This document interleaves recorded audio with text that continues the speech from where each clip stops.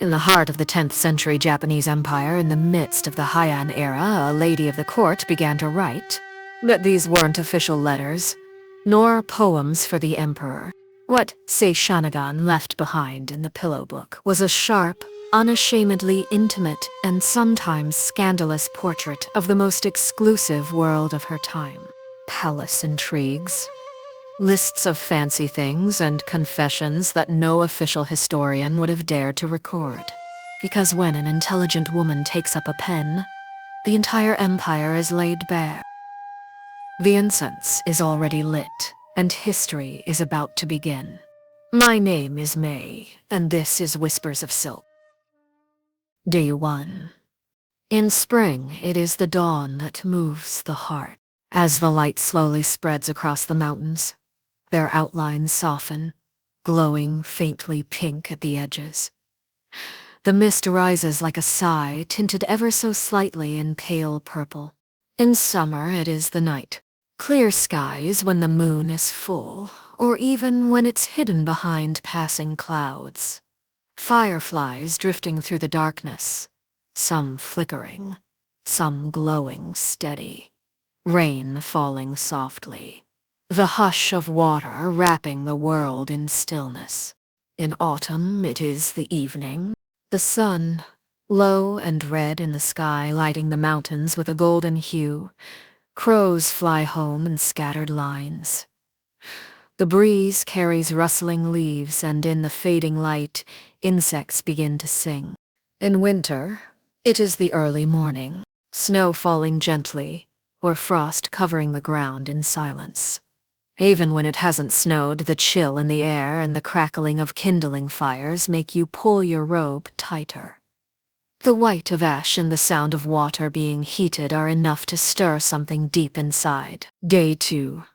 Singularly delightful is the first day. There is something singularly delightful about the first day of the year. Everything feels renewed. People wear fresh, crisp garments. The light of the morning sun seems more brilliant than usual, casting a glow that makes even the trees and roofs look polished. Inside the palace, women don robes layered in elegant color combinations, chosen carefully for the season. The silks whisper as they pass through corridors, carrying trays and scrolls. The scent of newly opened ink sticks and freshly ground perfume fills the rooms. Servants move quickly but with a sense of grace, adjusting decorations, arranging flowers, and placing small touches of pine and plum to mark the new year. You hear distant music, a gentle koto or the occasional flute, soft and restrained, like someone trying not to disturb the sacred quiet of the morning. Letters are exchanged, and people greet one another with formal bows full of hidden smiles. Everything is calm, ordered, and full of promise. It is on this day, more than any other, that the world feels clean, and the heart feels as if it could begin again. Day 3. On the third day of the third month, people set dolls afloat on the river. It's a day for driving away misfortune and welcoming the freshness of spring. At court, the women wear robes layered in soft pastels. Plum, pale green, light cherry matching the season perfectly. The servants place blossoms in shallow trays, and tiny offerings of rice and fruit are arranged near the water. The sound of flowing water and distant laughter blends with the rustle of silk. A few women lean over the edge of a bridge, watching the dolls float away on the current. Some are simple paper figures, others are small wooden carvings. They drift off slowly, taking bad luck and lingering illness with them. Even though it's a ritual, it feels tender, like letting go of burdens without needing to speak them aloud. The river glimmers under the sun, and for a moment, everything feels lighter. How delightful everything feels when spring fully arrives. The light becomes soft and golden, and even familiar paths seem new. The plum blossoms are already fading, but now come the cherry trees, their petals trembling in the breeze. It's the season when color and fragrance fill the air. Day 4. How delightful everything is. The first light of dawn breaking through the paper screens, soft and golden. The gentle rustling of silk robes as the court awakens. The fresh scent of plum blossoms carried on a cool breeze. A perfectly folded letter tied with a delicate string. The sound of laughter slipping quietly through the corridors. A fan opened just so, revealing an elegant painting. The moment when a poem is read aloud and everyone listens in silence.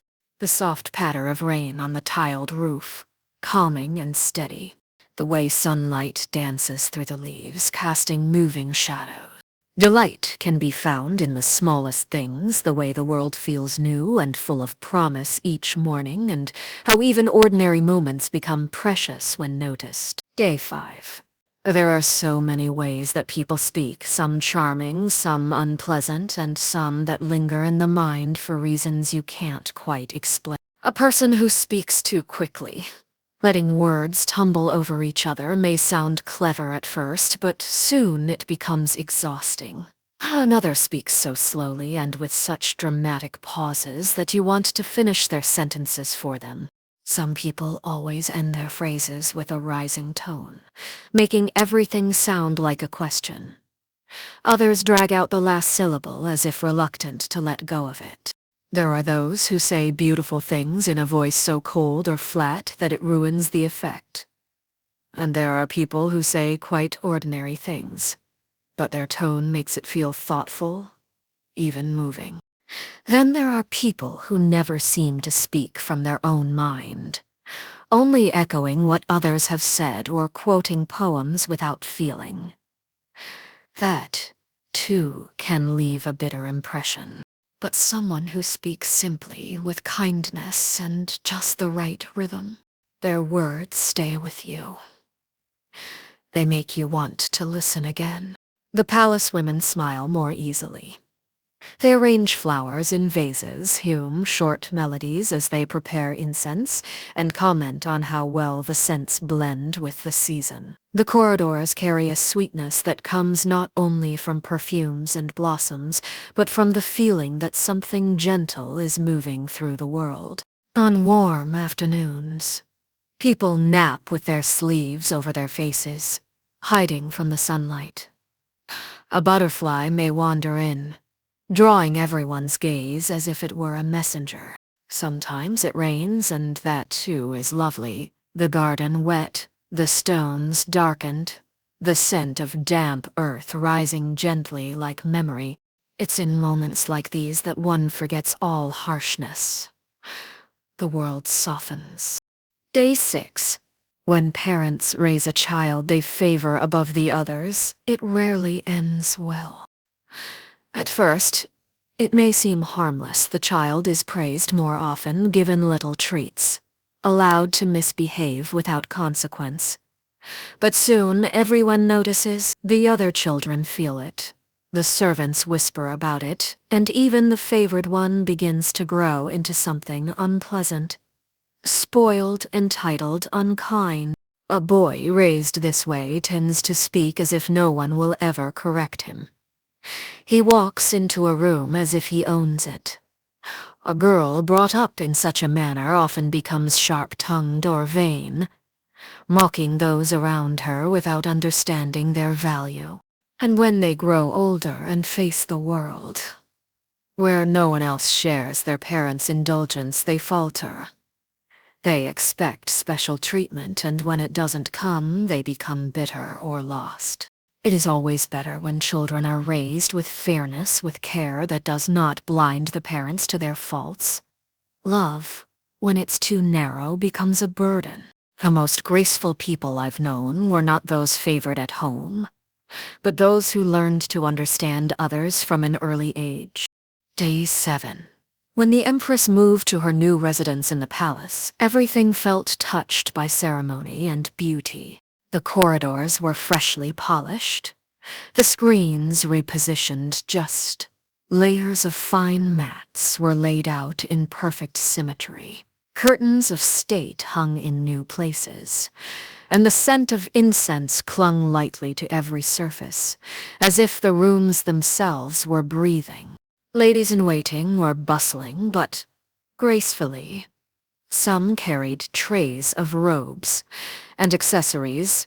Others adjusted flower arrangements or rearranged writing boxes with careful hands. Their sleeves swayed like ripples on water. When Her Majesty entered, even the birds outside seemed to quiet themselves. She moved slowly through the rooms, taking in the space that would now hold her daily life. For us, it felt like we were walking through a dream, a place both new and familiar, filled with promise. Later that day, we sat together admiring the changes. One lady softly recited a poem about moving houses and leaving shadows behind. Another responded with a verse about carrying memories in layered sleeves.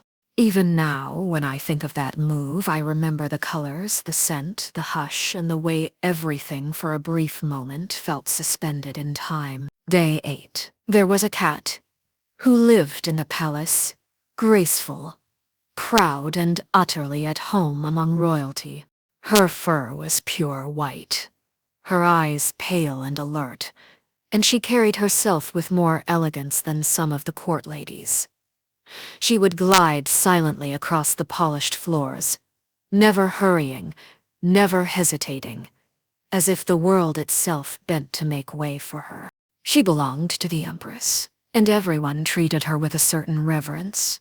Even the courtiers who disdained animals found themselves watching her with quiet admiration. When she curled herself into a ball near the incense burner or stretched luxuriously under a shaft of sunlight, it seemed almost like a poem unfolding in silence.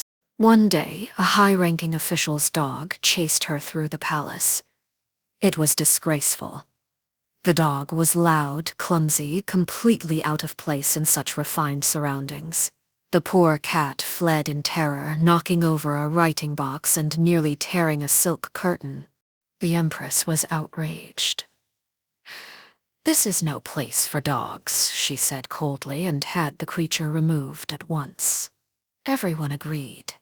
It had been an unforgivable disruption. After that, the cat returned to her calm routines, unbothered, as if nothing had happened. But we, the ladies-in-waiting, never forgot that moment. We talked about it for days, how even a small ripple can disturb still water and how quickly dignity can be restored when it belongs to someone who never truly lost it. Day 9. On the first day of the first month, the palace becomes a world of brightness and anticipation. Before dawn, servants are already at work lighting lamps and preparing ceremonial garments. The air is sharp with winter chill, but also sweet with incense and anticipation. It is a day that feels like a clean slate, clear, crisp, full of promise. Inside the palace, the ladies dress in layers of silk so carefully chosen they seem to reflect the season itself, plum, pine, and snowy white. The sleeves trail behind them like clouds. Everyone moves with a certain stillness, a reverent quiet that matches the rhythm of the day. The Empress appears, radiant in her formal robes, her presence commanding but serene. We gather to greet the new year with offerings and poetry. The palace musicians play softly, their notes lingering like frost on pine needles, even the smallest gestures setting a scroll in place. Offering tea, adjusting the folds of a robe, feels ceremonial. It's as if the whole court is breathing in harmony for this one special morning. Outside, the pine decorations sway gently in the cold breeze, and a pale winter sun begins to rise. It feels like the world is holding its breath, just for a moment before the year truly begins. Day 10. I enjoy watching the officials as they come and go from the palace, especially on formal occasions. Each one wears his court robes and ceremonial hat, the cords tied just so. Their expressions are always serious, some trying to look dignified, others simply caught up in the routine. A few are undeniably handsome, and it's easy to admire how well they carry themselves. Others may not be so attractive, but their posture or quiet confidence gives them a certain charm. The younger ones, new to the court, often glance around nervously, adjusting their sleeves or hat cords too frequently. You can tell which ones are eager to impress. The older men tend to walk more slowly, their movements deliberate, as if they've walked this path 1,000 times. Sometimes a sudden gust of wind lifts a man's sleeve or shifts his hat. And in that tiny moment when he reaches to fix it or blushes slightly, he seems completely human. From the galleries, we women watch in silence, hidden behind screens. We don't comment out loud, but everyone is paying attention. And later, in private, we speak of who looked graceful, who seemed awkward, who made our hearts beat just a little faster. It's not mockery. It's part of court life. This quiet theater of observation. And in that watching there is a kind of poetry. The sliding screen at the back of the main hall was slightly ajar. From behind it, you could see just the edge of someone's robe, or hear the rustle of silk as they shifted their position. The lamplight flickered and cast shadows across the polished floor, soft and wavering. There's something captivating about a figure half hidden behind a screen, only part of a sleeve visible or the edge of a fan. It creates a sense of mystery, of elegance just out of reach. You can't help but imagine what they're doing or what expression they might be wearing. Sometimes we would hear a quiet sigh or the faint sound of laughter quickly stifled. It was impossible not to wonder. And yet, stepping forward to look more closely would ruin the entire effect. There's a special kind of beauty in what is only partly seen, only half understood, that delicate tension between concealment and presence. Nothing is more refined. Day 11. The sliding screen at the back of the main hall was slightly ajar. From behind it, you could see just the edge of someone's robe, or hear the rustle of silk as they shifted their position. The lamplight flickered and cast shadows across the polished floor, soft and wavering. There's something captivating about a figure half hidden behind a screen, only part of a sleeve visible or the edge of a fan. It creates a sense of mystery, of elegance, just out of reach. You can't help but imagine what they're doing, or what expression they might be wearing. Sometimes we would hear a quiet sigh, or the faint sound of laughter quickly stifled. It was impossible not to wonder. And yet, stepping forward to look more closely would ruin the entire effect. There's a special kind of beauty in what is only partly seen, only half understood. That delicate tension between concealment and presence, nothing is more refined. Chapter 12. When I try to imagine what life must be like for people who live far from the court, I always picture something quiet and simple but also very distant. They wake up early, perhaps with no one else around. And there is no sound of silk rustling, no fragrance of incense in the air. They probably wear plain clothes, eat without ceremony, and go through the day without hearing a single poem or seeing a fan beautifully opened at just the right moment. They may never write letters on scented paper or choose the perfect inkstone. Perhaps they don't even know the feeling of having a secret admirer send a poem tied to a blooming branch. Sometimes I wonder if they live happier lives because of all this, free from the weight of appearances, of etiquette, of waiting for the right phrase to be spoken in the right tone. And yet, even in that imagined simplicity, something feels missing. There's a certain kind of beauty in life at court, not only in what is seen, but in how it's seen and how it's remembered. To live among poetry, music, color, and ritual may seem like excess to others, but for me it gives the world depth.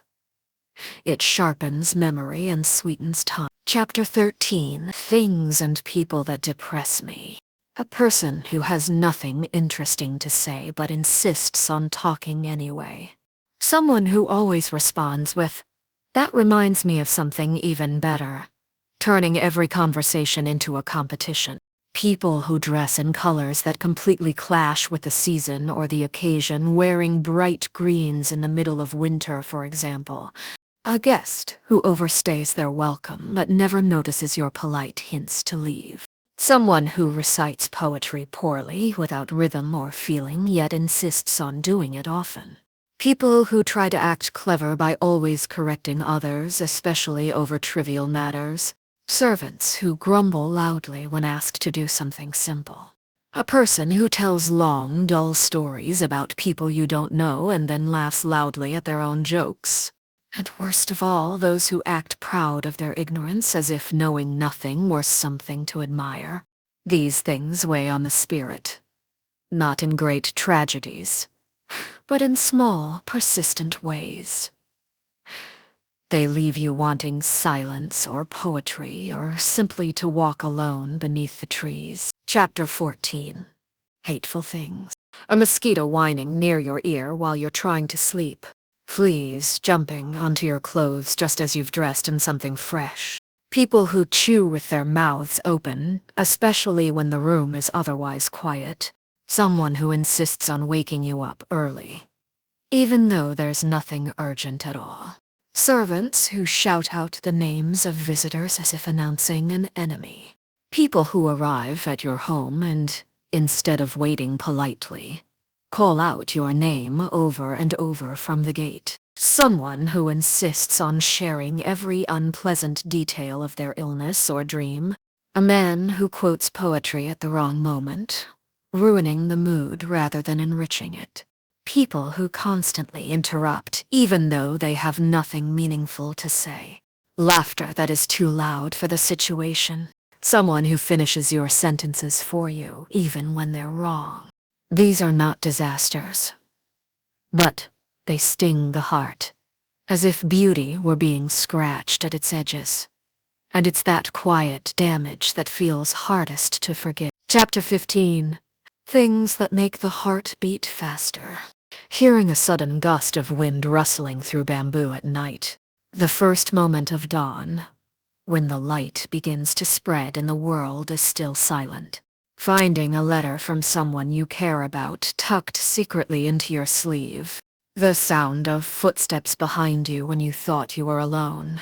Seeing someone unexpectedly who once made your heart race. Noticing your name mentioned in a conversation you weren't meant to hear. The sight of a lover's handwriting on folded paper. The moment just before meeting someone you haven't seen in a long time. The click of a latch turning when you're waiting for someone to arrive. The soft flicker of a curtain moving when there's no wind. These small moments may seem trivial, but in them lies something deeper. Expectation, surprise, memory, longing. They stir the heart not because they are grand, but because they are fleeting and full of possibility. Chapter 16. Things that stir a fond memory of the past. The scent of a particular kind of incense you haven't smelled in years. Hearing the sound of someone humming a song you used to sing together. The feel of certain fabrics, soft silks or coarse robes that you once wore as a child. The sight of handwriting that reminds you of someone long gone. A fan decorated with faded flowers tucked away in an old box. Passing through a place you haven't visited since childhood, where everything seems smaller but somehow unchanged. The rhythm of rain falling on wooden eaves, just like the nights when you would stay awake talking until it stopped. A story someone tells that you once heard from your grandmother. Opening a drawer and finding something you didn't even realize you had kept. Looking up at the moon and remembering who you used to watch it with. These moments don't ask for attention. They arrive quietly, like shadows cast by memory. And in their gentle arrival, they bring back everything that once made the heart feel full. Chapter 17. An ox carriage made of palm leaves should move slowly. When it glides gently down the road, its curved roof swaying with the motion of the ox, there's a kind of elegance to it, a softness that suits its delicate materials. The shadows inside shift quietly, and one imagines the woman within adjusting her robes, peeking through the blinds, perhaps composing a poem. But if the carriage moves too quickly, jolting with each step of the ox, the palm leaves flap awkwardly, and the entire vehicle seems out of rhythm. It no longer looks refined. Instead, it seems rushed, almost comical. There is a proper pace for such things. Beauty depends not only on appearance, but on movement. Grace lies in knowing when to slow down. Chapter 18. Oxen should have narrow foreheads. When an ox has a broad, clumsy-looking face, it ruins the entire impression of the carriage it's pulling. No matter how elegant the cart or how well-dressed the lady inside, if the ox looks foolish, the whole scene feels wrong. But when the ox has a slim, well-shaped head and moves with steady grace, it completes the picture perfectly. The horns should be symmetrical, the eyes gentle but alert, and the pacing slow and even. You shouldn't hear its hooves clattering noisily or see it swaying from side to side like a drunk. There's an art to choosing the right animal for such occasions. After all, when a lady rides through the capital, what people see first is the ox before they even glimpse the glint of her sleeve. Chapter 19. The driver of an ox carriage must behave with quiet dignity. He should sit properly, keeping his back straight and his movements minimal. His robes must be clean and neatly tied. His cap in place. It ruins the whole effect if he's constantly scratching himself or adjusting his belt. When he turns to look back or speak, he should do so softly, without jerky gestures or loud commands. Nothing is more disappointing than seeing a beautifully adorned carriage glide down the avenue, only to discover the driver slouching, his robes in disarray, or speaking rudely to passers-by. Worse still if he starts arguing with another driver in the street. It shatters the entire image. A good driver understands his role. He is part of the picture, not apart from it. His grace supports the elegance of the lady within. Even the ox senses the difference when guided by calm, respectful hands. Chapter 20. A preacher should be good-looking. When he stands before a crowd to speak of impermanence, of virtue, and the path to salvation, his appearance matters more than one might admit. A voice full of wisdom is always welcome, but if it comes from someone awkward or unpleasant to look at, it distracts the mind. If the preacher is handsome, with calm eyes and a clear, resonant voice, people listen more closely. His robes fall neatly over his shoulders, and when he lifts his hand to gesture, it feels as though the truth itself is being presented. And if, by chance, he can also recite the sutras with rhythm and depth, moving the heart without needing to raise his voice, then even those who had no intention of listening will pause, turn their heads, and fall silent. There is no vanity in this. Beauty in such a man does not diminish the power of his words. On the contrary, it draws people closer to the teachings, like a well-tuned lute that enhances a song's meaning. Day 21. When visiting the Temple of Bodhi, everything feels hushed and slightly distant, like stepping out of the world and into a dream. The approach is long and shaded, lined with tall trees whose branches filter the light into thin beams across the path. As you walk, your footsteps grow quieter. Even those who are normally talkative seem to soften their voices. Inside the temple, The scent of old wood and incense lingers in the air. The candles flicker slightly, as if breathing. The polished floor reflects the soft glow of the altar, and everything feels still deliberate. You place your offering with care, bow your head, and whisper a prayer, even if it's just a single unspoken thought. No one needs to hear it. The space listens. Sometimes while leaving, you pass others coming in. Some dressed simply, others in fine robes. But no matter their rank, everyone walks the same narrow path beneath the same sky. In that brief moment, it feels like all people are equal, drawn together by quiet reverence. Day 22. The heat is so overwhelming that it feels as though even the wind has given up. Fans we wave bring no relief. Just more warm air on the face. The robes stick to the skin, and even the most delicate silks feel heavy. The walls radiate warmth. The floor, too. Everything is still. Birds go quiet. People move slowly, their sleeves dragging like wilted leaves.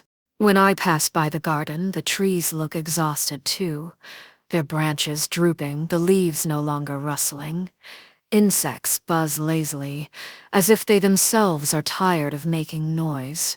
Even inside the palace, where the curtains are drawn and the incense burns cool and light, the heat creeps in like something alive. Women nap with their arms flung over their faces, their hair spread across their pillows like dark waves.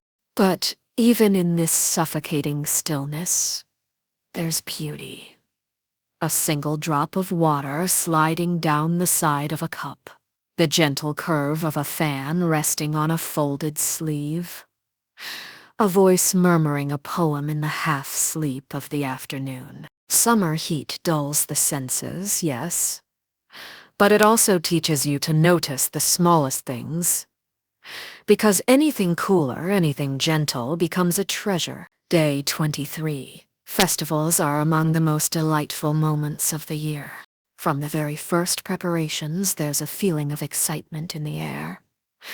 The palace becomes livelier, colors brighter, voices lighter. Robes are chosen with special care, layered in seasonal combinations, plum and white for early spring, deep blue and silver for summer nights, fiery red and gold as autumn arrives. The men look more refined than usual, their caps adjusted precisely, their gait measured. The women take special care with their hair and scent, knowing they'll be seen not just by the court, but by history in the stories that will follow the festival long after it ends. The decorations themselves, branches of pine, flowers in bloom, tiny ornaments seem to glow under lantern light. Poems are exchanged and laughter echoes across verandas. Even when there are formal rituals, the spirit of celebration weaves through everything like a thread of gold.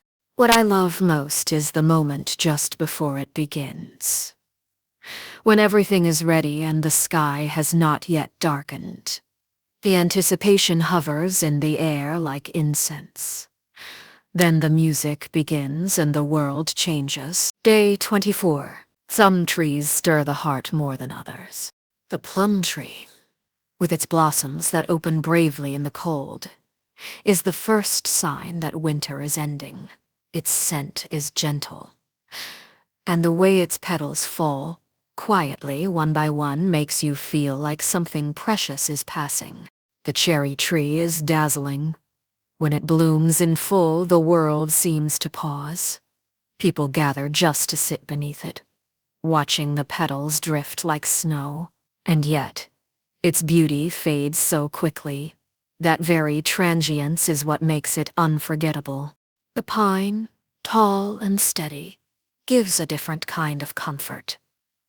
It remains green all year, unmoved by the seasons. Its strength feels eternal, like the loyalty of an old friend who has never once failed you. Willows, with their long, swaying branches, carry a sadness that is soft and beautiful. They seem to understand longing. When their leaves stir in the wind, they whisper poems no one wrote down. And then there are trees whose names I don't even know, growing at the edge of palace walls or deep in temple groves. I don't need to know their names to feel their presence. Just watching them sway is enough. Day 25. Elegant thing. A white coat worn over a deep violet robe. The feathers of a crane drifting slowly down through the air. A letter written in fine calligraphy on softly tinted paper, tied with a strip of pale silk. Plum blossoms just beginning to open, with snow still on the branches. A child reciting a poem with perfect rhythm and a calm, clear voice. The sound of a lute played quietly in the evening. An incense burner carved from jade, its smoke curling upward in graceful spirals. A woman who adjusts her robes delicately before stepping into view. The moment when someone replies with a poem more beautiful than the one you sent. A fan painted with a single brush stroke of gold that catches the light just so. A true elegance isn't loud or showy, it appears gently, often when least expected, and lingers in the memory like the scent of perfume on a folded sleeve. Day 26. In the 7th month, the evenings begin to change. The air grows lighter and the wind carries a new scent. Dry grasses, riverbanks, the faint sharpness of autumn arriving early. Even the cries of the insects feel different, more urgent, as if they too sense that the season is turning. The sleeves of our robes start to feel a little too long. The fans too thin for the evening chill. But it's a welcome change. After the suffocating stillness of summer, this shift brings relief. We open the shutters wider at night and sit quietly, letting the cool breeze slip through the room. A poem comes to mind more easily in this air. Conversations soften. People seem to speak more gently, and laughter no longer rings sharply. Lantern light feels brighter against the early darkness, and the moon becomes more precious, watched, praised, and written about in whispered verses. The 7th month doesn't announce itself loudly. It arrives in details like a friend returning quietly, bringing stories you didn't know you missed. Day 27. Awkward things. A person who enters a room without noticing that a poem is being recited and interrupts with something trivial. When someone laughs loudly at their own joke, and no one else knows how to respond. A robe that slips off one's shoulder at the wrong moment. Someone trying too hard to be elegant and knocking something over instead. A person who begins to sing with confidence, but forgets the words halfway through. When two people begin to bow at the same time, and both pause awkwardly, unsure who should rise first. A fan that opens with a harsh snap instead of a graceful flutter. A moment of silence after someone speaks. Not because the words were beautiful, but because no one knows what to say. These aren't great disasters, but they cling to the memory more than we'd like, replaying themselves at night just as we're trying to sleep. Day 28. It's annoying when a well-educated young man tries too hard to be clever. Instead of speaking plainly, he twists his words into riddles, quoting poetry to make the simplest point. He watches everyone's reactions, hoping someone will look impressed. If no one does, he repeats himself, a little louder as if we must have missed his brilliance the first time. Sometimes he drops the name of a famous poet or scholar into a conversation where it doesn't belong, just to show that he knows it. Or he corrects someone else's recitation, not out of kindness but to prove his memory is better. When a man truly understands culture and poetry, he doesn't need to display it constantly. The most admirable are those who speak with quiet confidence, those who wait until the right moment to say something and then say it with simplicity and grace. Pretending to be wise is far more tiresome than silence. Day 29. Children and babies are endlessly fascinating. A baby who clings to someone's sleeve and won't let go is charming. Even more so when they look up with round eyes, not yet able to speak, but full of expression. Their small hands grasp at hairpins or fans, completely unaware of what's proper or precious. Little girls in miniature court robes trailing behind their mothers are lovely to watch, especially when they try to imitate the gestures of grown women. They bow too quickly, hold their sleeves awkwardly, or speak with exaggerated formality, not realizing how sweet their efforts look. It's touching when a child recites a poem from memory, especially if they stumble slightly and then hurry to correct themselves. The pride on their face when they finish is more moving than the poem itself. But there are also children who are noisy and rude, shouting and fighting, with parents who do nothing to correct them. The child who's spoiled quickly becomes unpleasant, and even other children seem to sense it and avoid them. Still, watching a baby sleep with one hand resting on its cheek, or seeing a toddler take unsteady steps across the tatami mat, those are moments that soften even the most guarded heart. Day 30. Nothing is worse than a person who forces themselves into a group where they're not wanted, and then doesn't even notice. They come into the room loudly, settle themselves as if invited, and begin talking without any sense of the mood. They ask personal questions, interrupt stories, or laugh too loudly at things no one else finds amusing. Worse still is when they try to act familiar, calling people by nicknames they haven't earned or pretending to share inside jokes. You can see everyone else glancing at one another, trying to remain polite, but clearly uncomfortable. Even when the conversation finally turns serious or poetic, they linger, still trying to be included. They don't realize how heavy their presence is, how it disrupts the quiet elegance of the moment. There are ways to enter a room, and there are ways to leave it. But most important is knowing when not to enter at all. Day 31. One day while traveling in my carriage, I passed through a village just as the sun was beginning to set.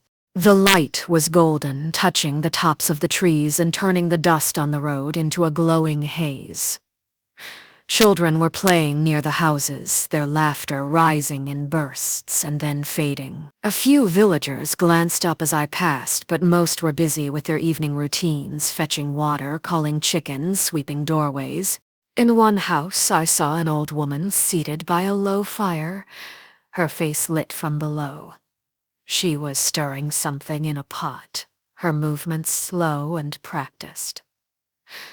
The scene struck me so deeply that I couldn't look away. There was nothing elegant about it, no fine robes, no poetry, no incense, but it had a beauty all its own. As we moved on, I felt something shift. A kind of softness settled over me, as if I had witnessed a secret not meant to be shared. For all the splendor of the court, there is a quiet dignity in these ordinary lives. Their rhythm is different, but it too has grace. Sometimes a moment like that stays longer in the heart than any grand ceremony. Day 32. Poetic themes that never fail to move the heart. The moon reflected in a still pond, disturbed only by a falling leaf. A single branch of plum blossoms blooming beneath freshly fallen snow. The distant sound of a flute on a quiet night. A traveler parting from a lover at dawn, robes still scented from sleep. The cry of wild geese overhead as the seasons shift. A faded letter tucked inside a drawer, unread for years. Footsteps echoing in a long corridor, dusk. A poem written in fine brushwork, the ink beginning to blur with time. There are themes so deeply tied to human feeling that they never grow old. We return to them again and again, not because we lack imagination, but because they always reveal something new. Each reading brings a different memory, a different, ache, a different kind of beauty. Poetry at its best is not invention, it is recognition. Day 33. Things that cannot be compared. The splendor of a sunrise after days of rain. The sound of temple bells echoing through the snow. The expression on someone's face when they first fall in love. A well-written poem delivered with perfect timing. The way moonlight silvers the edge of a quiet garden. The scent of incense clinging to the robes of someone just departed. A child's laughter breaking a long silence. The look exchanged between two people who understand each other without speaking. The moment when spring arrives not by calendar but by feeling. Each of these moments holds something that escapes measurement. They live outside of comparison because they are complete in themselves, small perfections, fleeting and unforgettable. To try and rank them would be to misunderstand them. Their beauty lies in how they arrive unexpectedly, touching the heart without asking permission. Day 34. To meet with a lover is always thrilling, but even more so when the meeting must be kept secret. The heart races at every step. The rustle of robes in the dark feels louder than usual. The sound of your own breathing too fast to calm. Every shadow could be someone watching. Every creak a warning. And yet, none of that stops you. When the two of you finally meet, even a few whispered words feel rich and electric. A hand reaching out in the dark, the warmth of it, more powerful than anything spoken in daylight. But the most unforgettable moment is not the meeting itself, nor the parting. It is the silence just after. When you're back in your room, lying awake, replaying every word and every glance. The lingering scent of their robes on your sleeve. The memory of their touch still trembling on your skin. That's when love feels most real. Not during the embrace, but in the echo it leaves behind. Day 35. A lover's visit is full of delicate tension. He arrives quietly, late at night, careful not to wake the others. His footsteps are soft on the wooden floor, but your heart hears every one. You sit in the dark, waiting, your sleeves drawn close, the lamp turned low or hidden altogether. When he finally enters, there is no need for long greetings. Just a glance, a sigh, the way he kneels beside you. Those say more than words could. He may offer a poem, or simply reach for your hand. Time slows.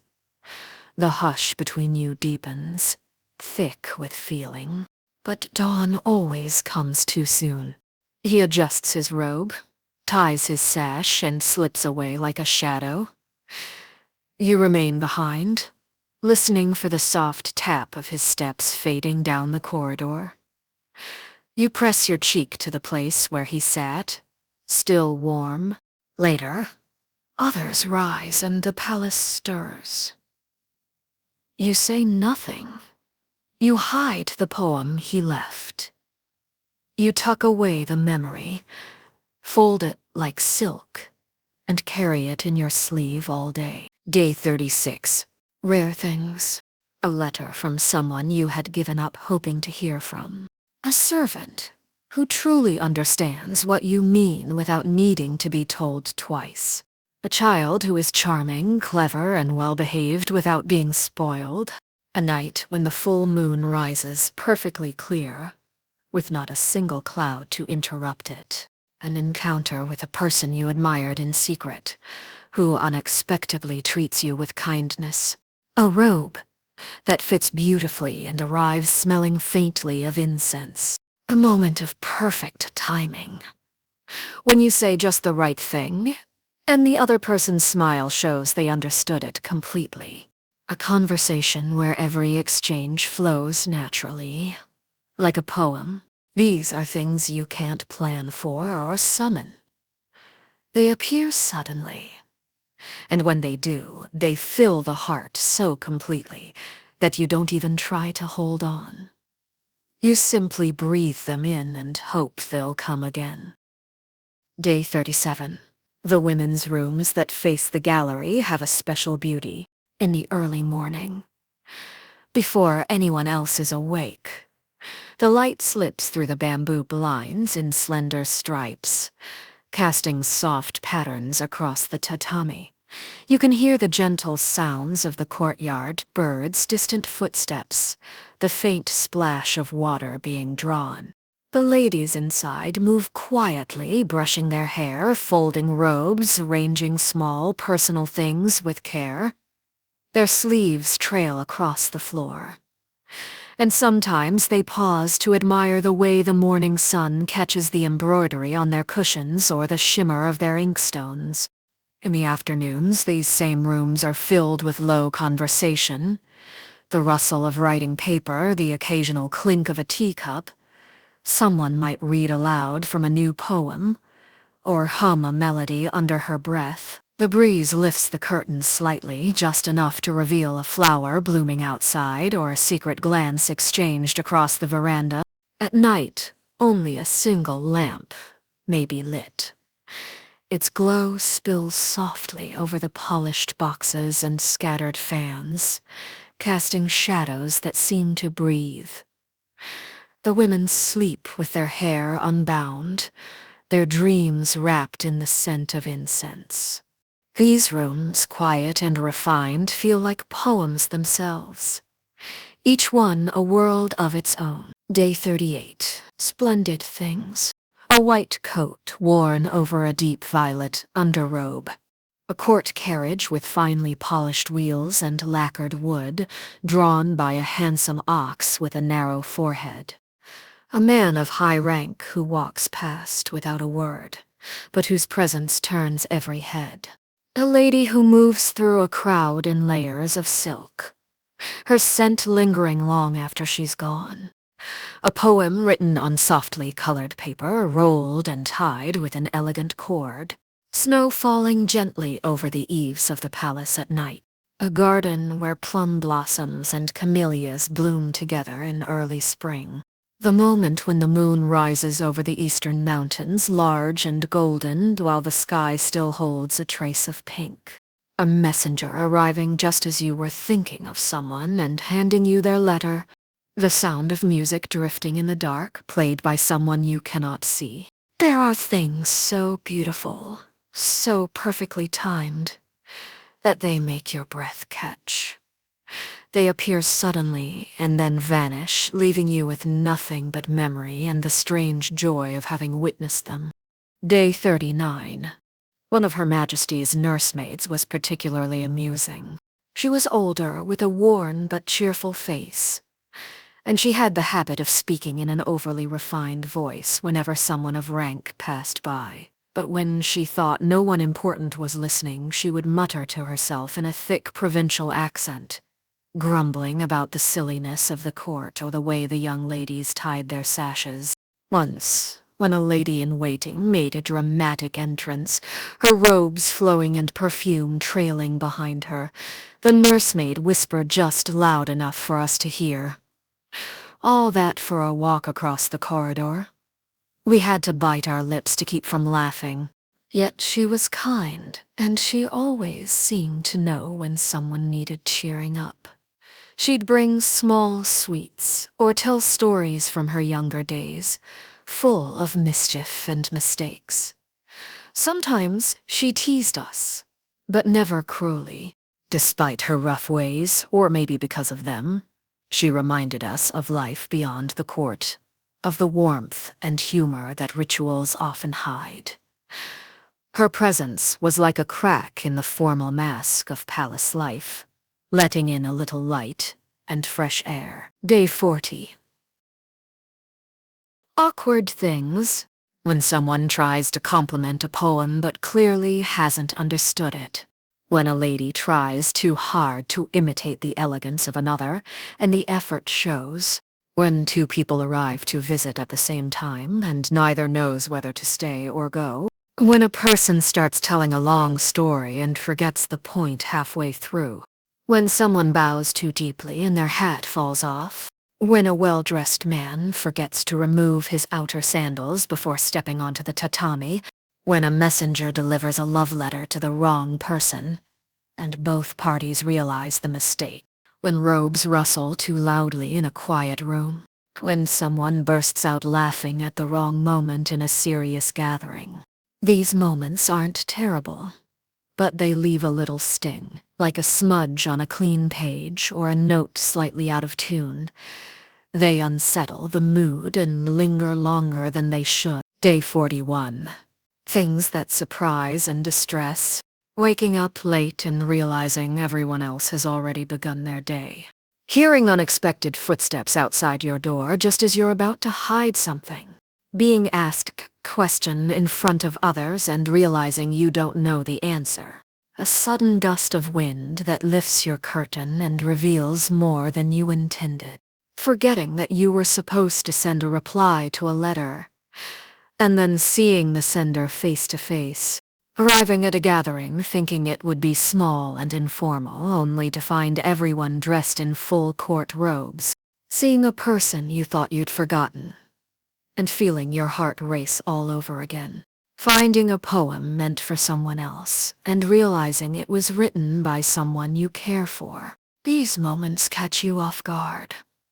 They aren't disasters, but they leave a sharp imprint, like touching something hot and remembering the sensation long after. Day 42. On a clear night with moonlight, everything feels more alive. The corridors glow faintly, and the garden takes on a silver hue. Trees cast long, soft shadows, and even the stepping stones seem to shimmer. The air is cool, and each sound, the rustle of a robe, the whisper of a breeze, feels more distinct, more meaningful. Sometimes we gather quietly in the evening, speaking little, just watching the moon rise over the roofline. Someone might recite a verse, or hum a tune that no one knows but everyone somehow understands. The moonlight seems to soften everything. Faces, voices, thoughts. Even laughter feels gentler under its glow. But the most beautiful moments are those when no one says a word. When we sit in silence together, letting the light fall around us like water and simply feel the night unfold. Those are the moments I treasure most. Day 43. Things that lose by being painted. A beautiful woman seen through a softly swaying curtain. The glow of fireflies drifting in the dark. The delicate shimmer of dew on grass at dawn. A child's sudden smile, full of mischief and light. The movement of sleeves in a dance. How they ripple like water. The subtle change in a person's expression when they think no one is watching. The sound of wind through bamboo. These things are alive in ways that painting cannot capture. Once fixed on a surface, they lose the movement, the mystery, the breath that made them beautiful. The attempt to hold them makes them fade. Some beauty is meant to be fleeting, seen once, remembered forever, but never frozen. Day 44. Things that gain by being painted. A mountain landscape with mist drifting through the pines, cranes flying low over water, their wings frozen in graceful motion. The quiet interior of a temple, with incense curling toward the rafters, gardened in snow, where only the plum blossoms show color. A nobleman on horseback, his robe fluttering, passing beneath cherry trees in full bloom. A full moon rising above the sea, casting silver light on the waves. A single branch of autumn leaves turned deep red and gold. When painted with skill, these scenes carry more than just their image. They hold stillness, elegance, and the mood of a moment long enough for others to enter it. A brushstroke can preserve what the eye might only catch for an instant. Some things are more beautiful when imagined through art, refined by distance, elevated by intention. Day 45. During the long rains of the 5th month, Everything feels heavy and slow. The sky hangs low for days at a time, and the rooms stay dim no matter how many lamps are lit. Clothes refuse to dry, the tatami smells of damp straw, and the scent of incense fades too quickly. Yet, in that gloom, a strange kind of beauty appears. The garden glistens with wet leaves, and droplets gather at the tips of branches like tiny jewels. A stream overflows slightly, the sound of water steady and soft. Birds take shelter under roof tiles, their feathers puffed. Inside, women sit quietly with their sleeves pulled over their hands, speaking in low voices. Writing feels different during the rain. Brushstrokes soften, the ink bleeding just slightly into the paper. Poems written in this season always seem more wistful. It is not a time for grand events or bright colors. It's a time for silence, for reflection, for watching the rain and letting thoughts unfold like the mist that clings to the eaves. Day 46. In the first month, when I visit a temple, the air is cold, but full of promise. The sun is pale, casting a soft glow on the tiled roofs, and frost clings to the edges of the stone steps. The incense smoke rises slowly in the still air, trailing like a ribbon into the sky. Everything feels clean, as if the year itself has just taken its first breath. People come in quiet groups, robes layered in soft winter tones. Some carry small offerings, flowers, rice, coins. Children whisper, clutching their sleeves, watching the candles flicker near the altar. Inside, the chanting echoes gently against the wooden beams. The sound seeps into the heart, not as something you listen to, but as something you feel. After offering my prayer, I step outside again into the cold. The silence after the chanting is its own kind of music. I walk slowly, watching the footprints in the frost, and think of the year ahead, not as something to control, but as something to receive. Day 47. Embarrassing things. Calling someone by the wrong name and not realizing it till much later. Laughing at something you thought was a joke, only to find out it wasn't. Reciting a poem with great confidence, only to discover you've misquoted it. Walking into a room just as someone was talking about you. Trying to speak eloquently, but stumbling over your words in front of someone important. Waving at someone from a distance, only to realize they weren't who you thought. Spilling ink on your robe just before a formal gathering. A love letter being discovered by the wrong person.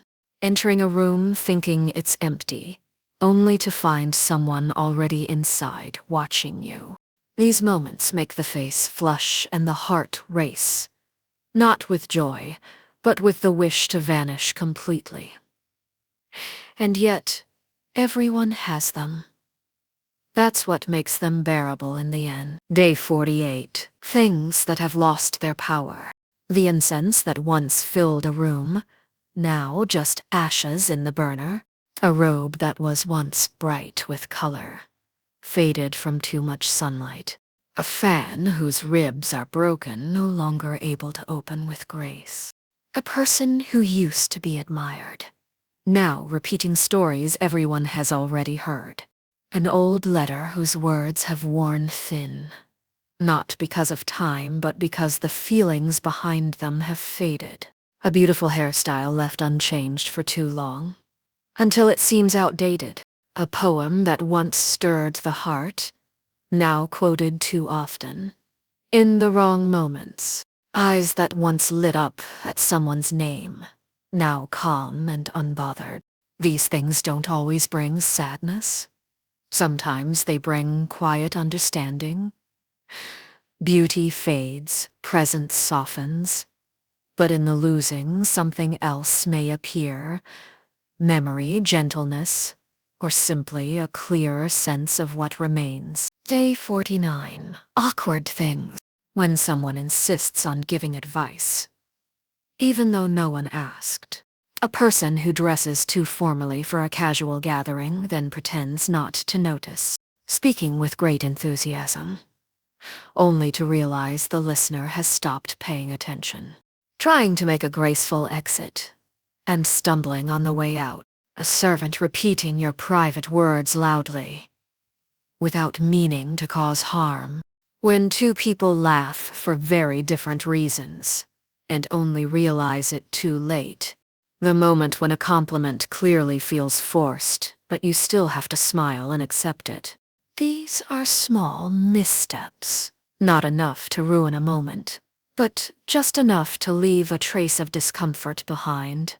They remind us how delicate balance is in social life, and how often we must forgive ourselves and others for falling slightly out of step. Day 50. I remember a clear morning after a long night of rain.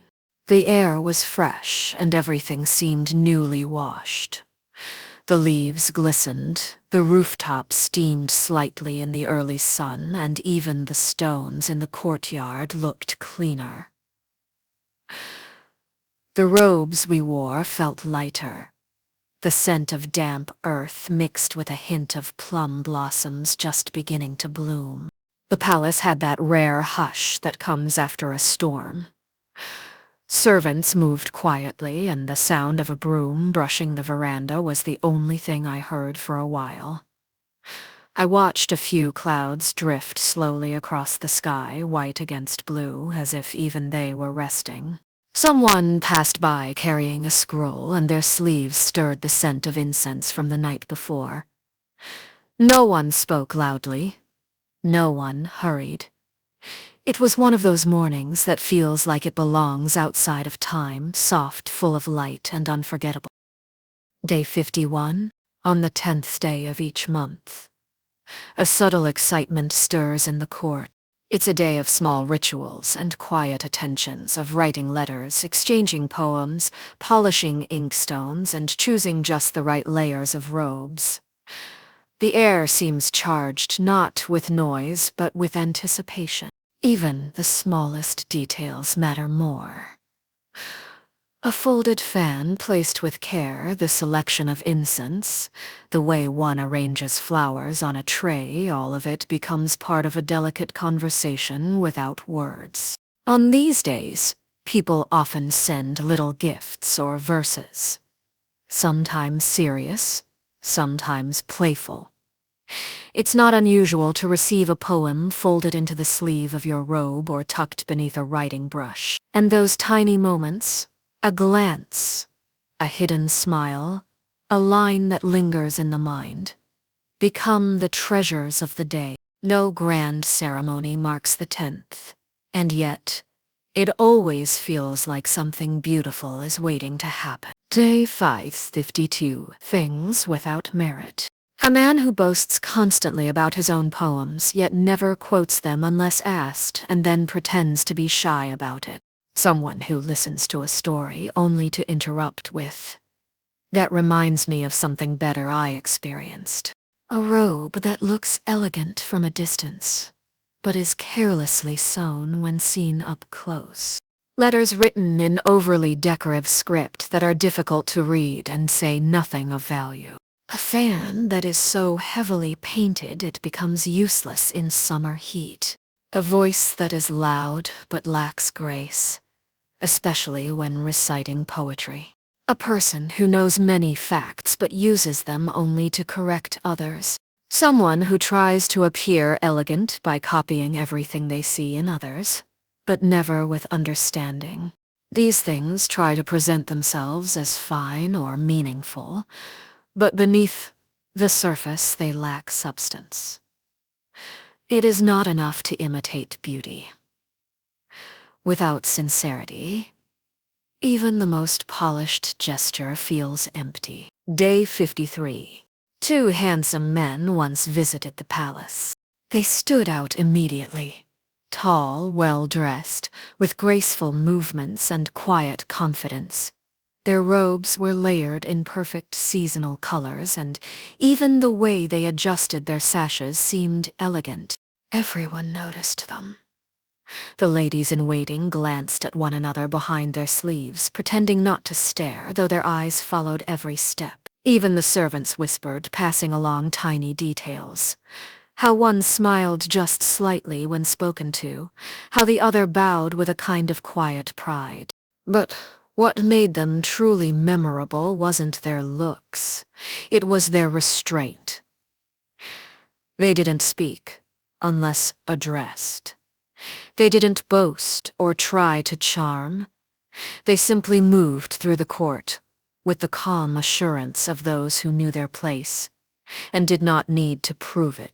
Later, people tried to describe them in poems, in conversation, in letters, but no one could quite capture the feeling they left behind. It was like seeing a painting come to life and knowing you wouldn't forget it. Day 54. Things that feel clean. Newly fallen snow, untouched and silent.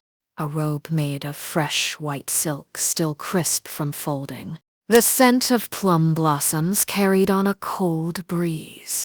A brush freshly washed and laid out beside smooth paper. A child's laughter, especially when it comes after a long silence. A wooden floor just scrubbed and left to dry in sunlight. Water in a stone basin before anyone has used it. The face of someone just woken from a peaceful nap. A letter written in careful, simple strokes on pale blue paper. Cleanliness isn't only about being free of dust or stain. It's a kind of quiet, a feeling that something is untouched and honest. It calms the spirit just by being near. Day 55. Things that feel dirty. A robe that has lost its scent of incense and clings damply to the skin. The corner of a room where dust gathers no matter how often it's swept. Hairpins that have become dull and bent from careless handling. A fan stained from being held with wet hands. The hem of a garment dragging across muddy ground. Inkstone water left overnight, with a film forming on its surface. A comb with broken teeth and strands of old hair still caught in it. The smell of heavy perfume worn to cover something else. Some things are not visibly filthy, yet they carry a heaviness, a sense of neglect or carelessness. Cleanliness is not about perfection. It is about attentiveness. Day 56. Adorable things. A child who falls asleep while still holding a writing brush. A baby who tries to imitate the way adults bow but wobbles and topples over. A tiny bird perched on the rim of a water basin, fluttering its wings as it drinks. A kitten playing with the tassel of a scroll, unaware of its importance. Two friends whispering behind their fans, their eyes wide with mischief. The way a young girl hides her face in her sleeves when praised. A folded letter tied with string, passed quietly from hand to hand. What makes something adorable isn't just its smallness or innocence. It's the unexpected sweetness in a gesture, the way something pure appears in a world so concerned with formality and elegance. It reminds you to pause, to smile, and to soften. Day 57. Pretentious things. A person who forces poetic references into every conversation, even when they don't fit. Someone who walks slowly and dramatically into a room, clearly hoping to be admired. A robe that is layered with too many colors. Loud and excessive rather than elegant. A letter written with too much flair, using obscure words that make it unreadable. Someone who insists on correcting others, even on minor matters, just to sound intelligent.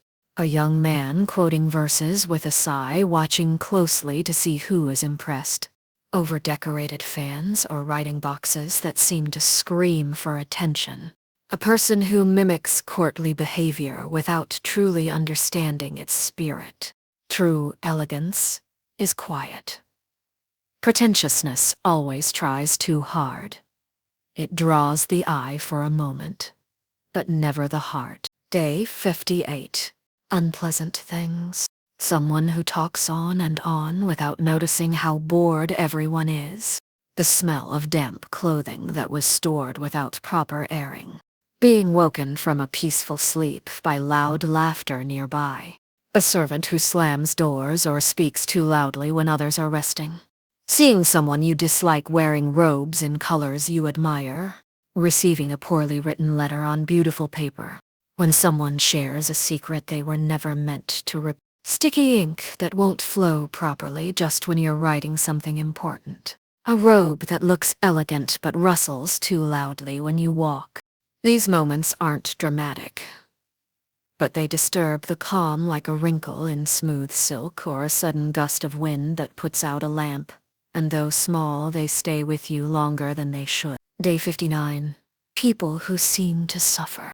Someone who pretends not to care yet constantly glances toward the person they miss. A woman who hides her feelings behind a calm smile, even when her heart is clearly breaking. A man who acts cheerful in company but sighs deeply when alone.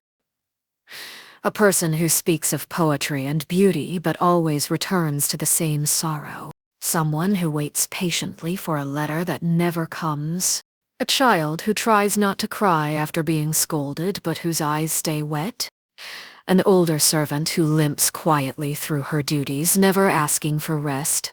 Someone who says, "I'm fine," too quickly before anyone even asks. There's a kind of quiet dignity in these people. They don't beg for sympathy, but it clings to them like perfume. You sense their pain not in what they say, but in what they don't. And that makes it all the more haunting. Day 60. Enviable people. Someone who can recite poetry with perfect rhythm and meaning, as if they were born speaking verse. A person who never rushes, yet always arrives at the perfect moment. A woman whose robes are always in quiet harmony with the season. Never too bold, never too plain. Someone who receives a love letter and replies without hesitation with words more graceful than expected. A lady whose scent lingers in a room even after she has gone and no one knows which perfume she used. A person who listens more than they speak, but whose words are always remembered. A man who plays an instrument so gently that even those who don't understand music are moved. Someone who is equally admired by men and women, yet never seems to seek admiration. Envy doesn't always come from resentment. Sometimes it's born of admiration so deep, it aches a little. These people move through the world with ease and beauty, and all we can do is watch and learn. Day 61. Things one longs to see or know immediately. The answer to a letter you've written in secret. Your heart folded inside the page. Whether someone spoke of you kindly after you left the room. The name of the person who sent the poem left at your door. What someone meant by the pause before they answered your question.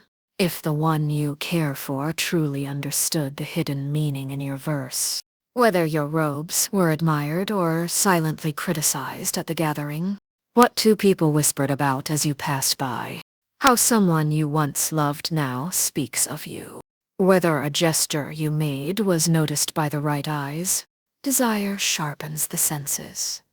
It pulls the heart toward the unseen, the unknown, the just out of reach. And often what we imagine in waiting is more powerful than the truth we eventually find. Day 62. When we were in mourning for the Chancellor's death, the palace grew quiet in a way that words couldn't describe.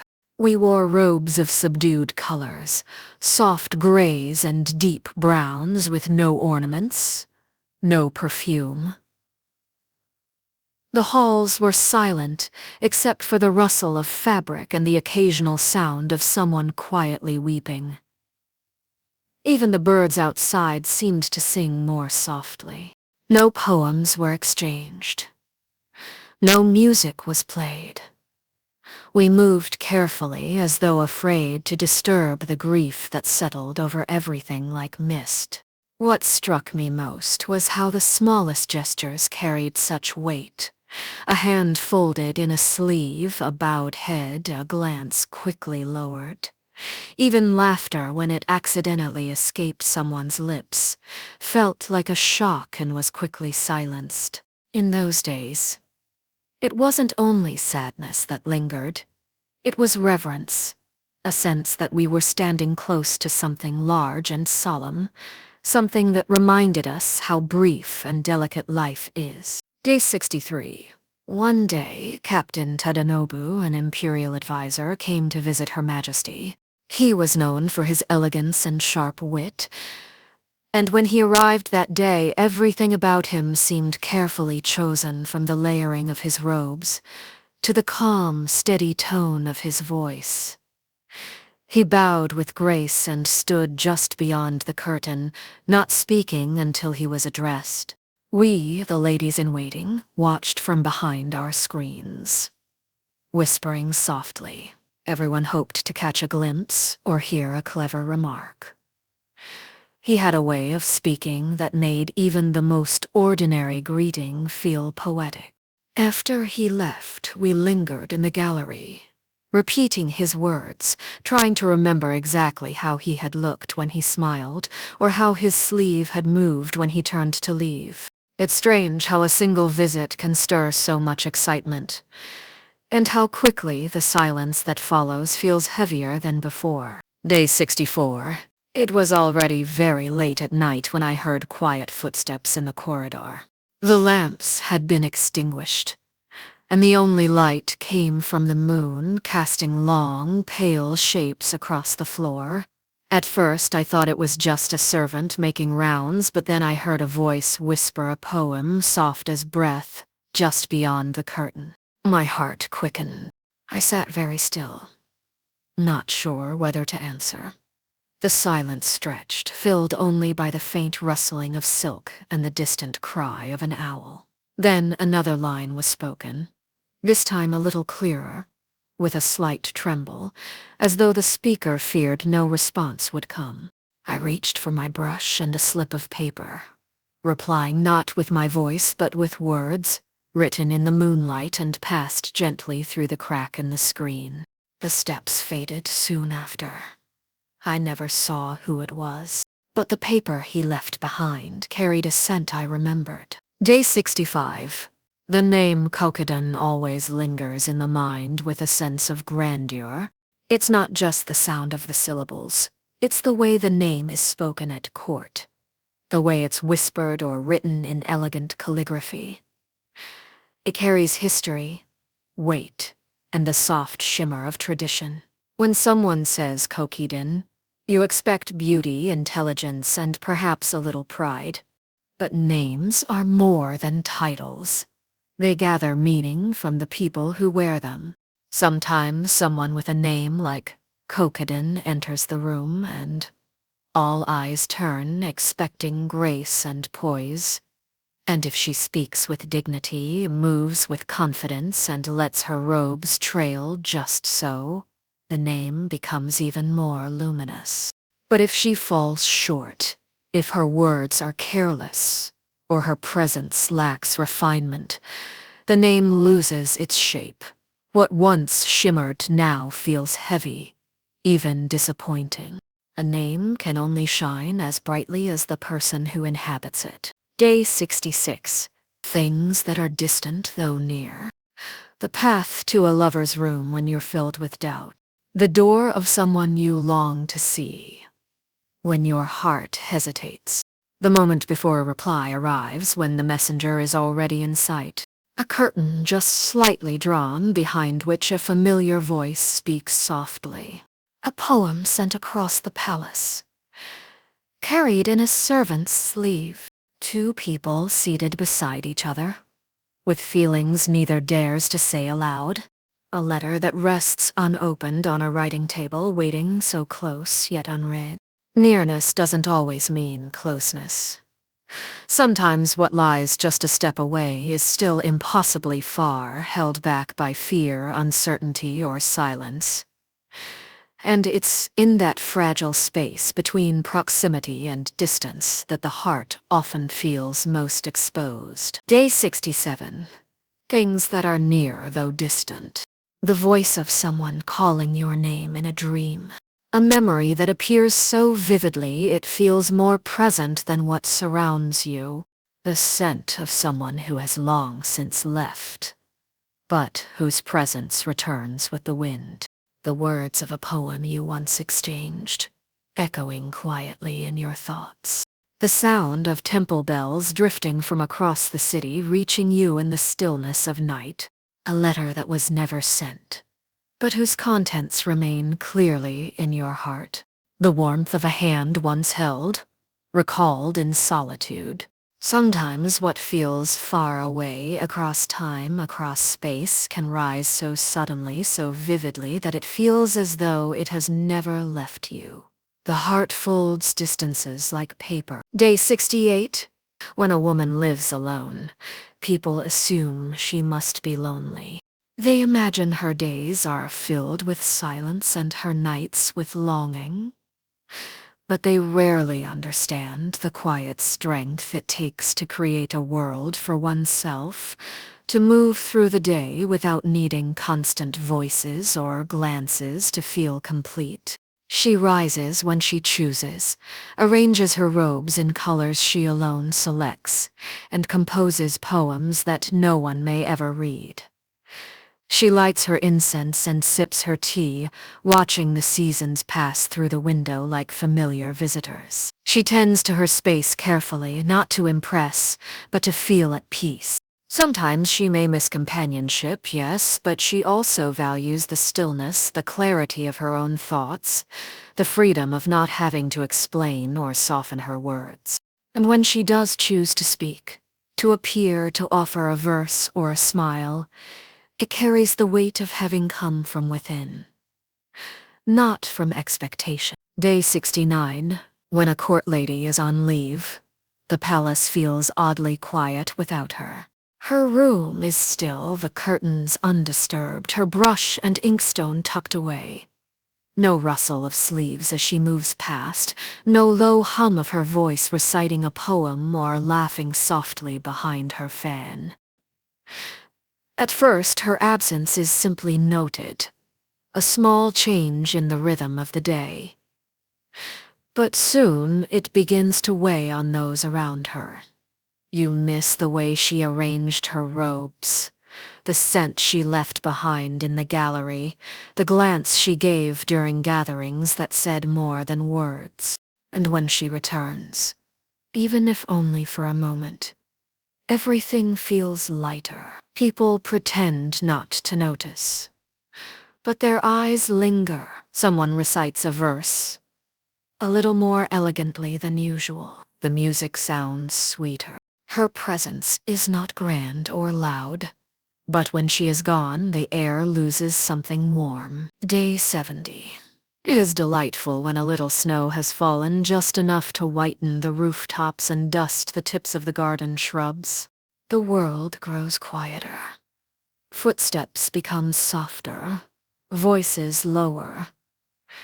The cold brushes the sleeves of your robe, but not so sharply that it bites, only enough to make you pull the fabric a little closer, to savor the warmth of your own breath. From the veranda, the garden looks like a scroll painting brought to life.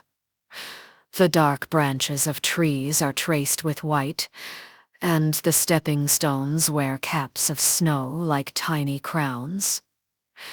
If a bird lands, it leaves the faintest print, then vanishes again into the silence. Inside, a warm brazier glows and robes of thick silk rustle as people settle beside it. A cup of hot tea, a poem written in the hush. Even if the snow melts by midday, that brief stillness it leaves behind is enough. It feels like the world paused for a moment, just to let you notice it. And when she returns, it returns Day 71. One evening, during the reign of Emperor Murakami, the court was gathered in quiet conversation. The lamps glowed softly, casting golden reflections on polished floors. Outside, the wind stirred gently, rustling the bamboo and slipping between the curtains. The women sat in small groups, robes layered in muted tones for the season, speaking in low, graceful voices. Then, someone recited a poem, unprompted, almost as if in a dream. It was a verse about longing, about the faint sound of a flute heard in the distance on a night just like this one. The words fell into the stillness like pebbles dropped in water, and no one spoke for a long time after. Moments like that don't announce themselves. They simply unfold, light as breath.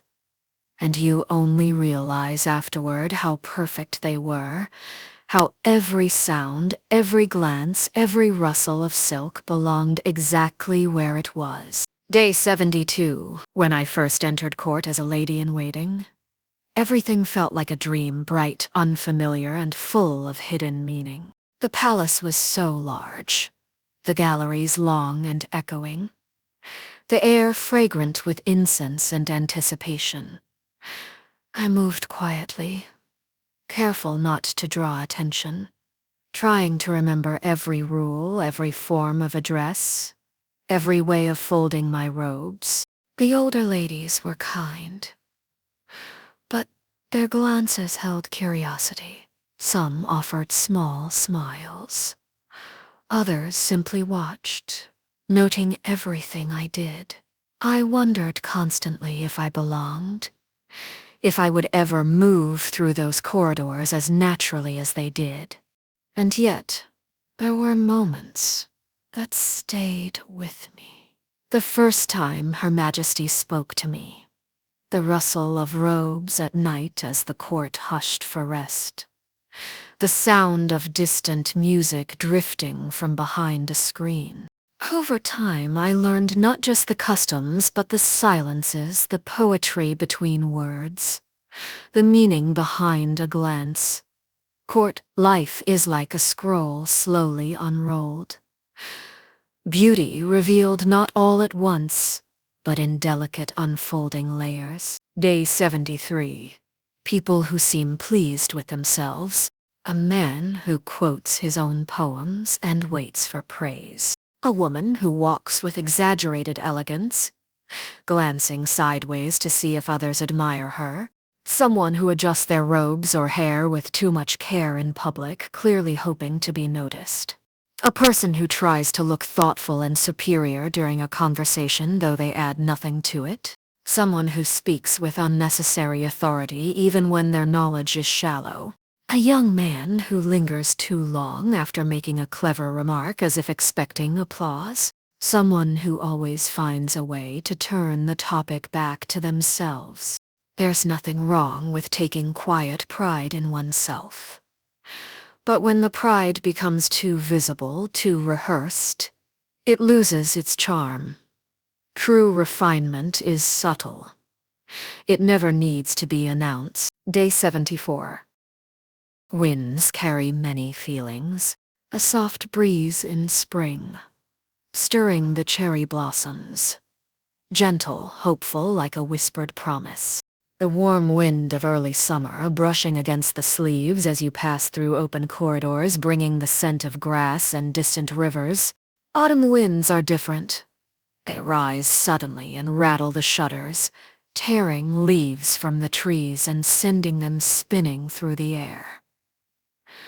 They make you think of partings, of poems written too late, of things left unsaid.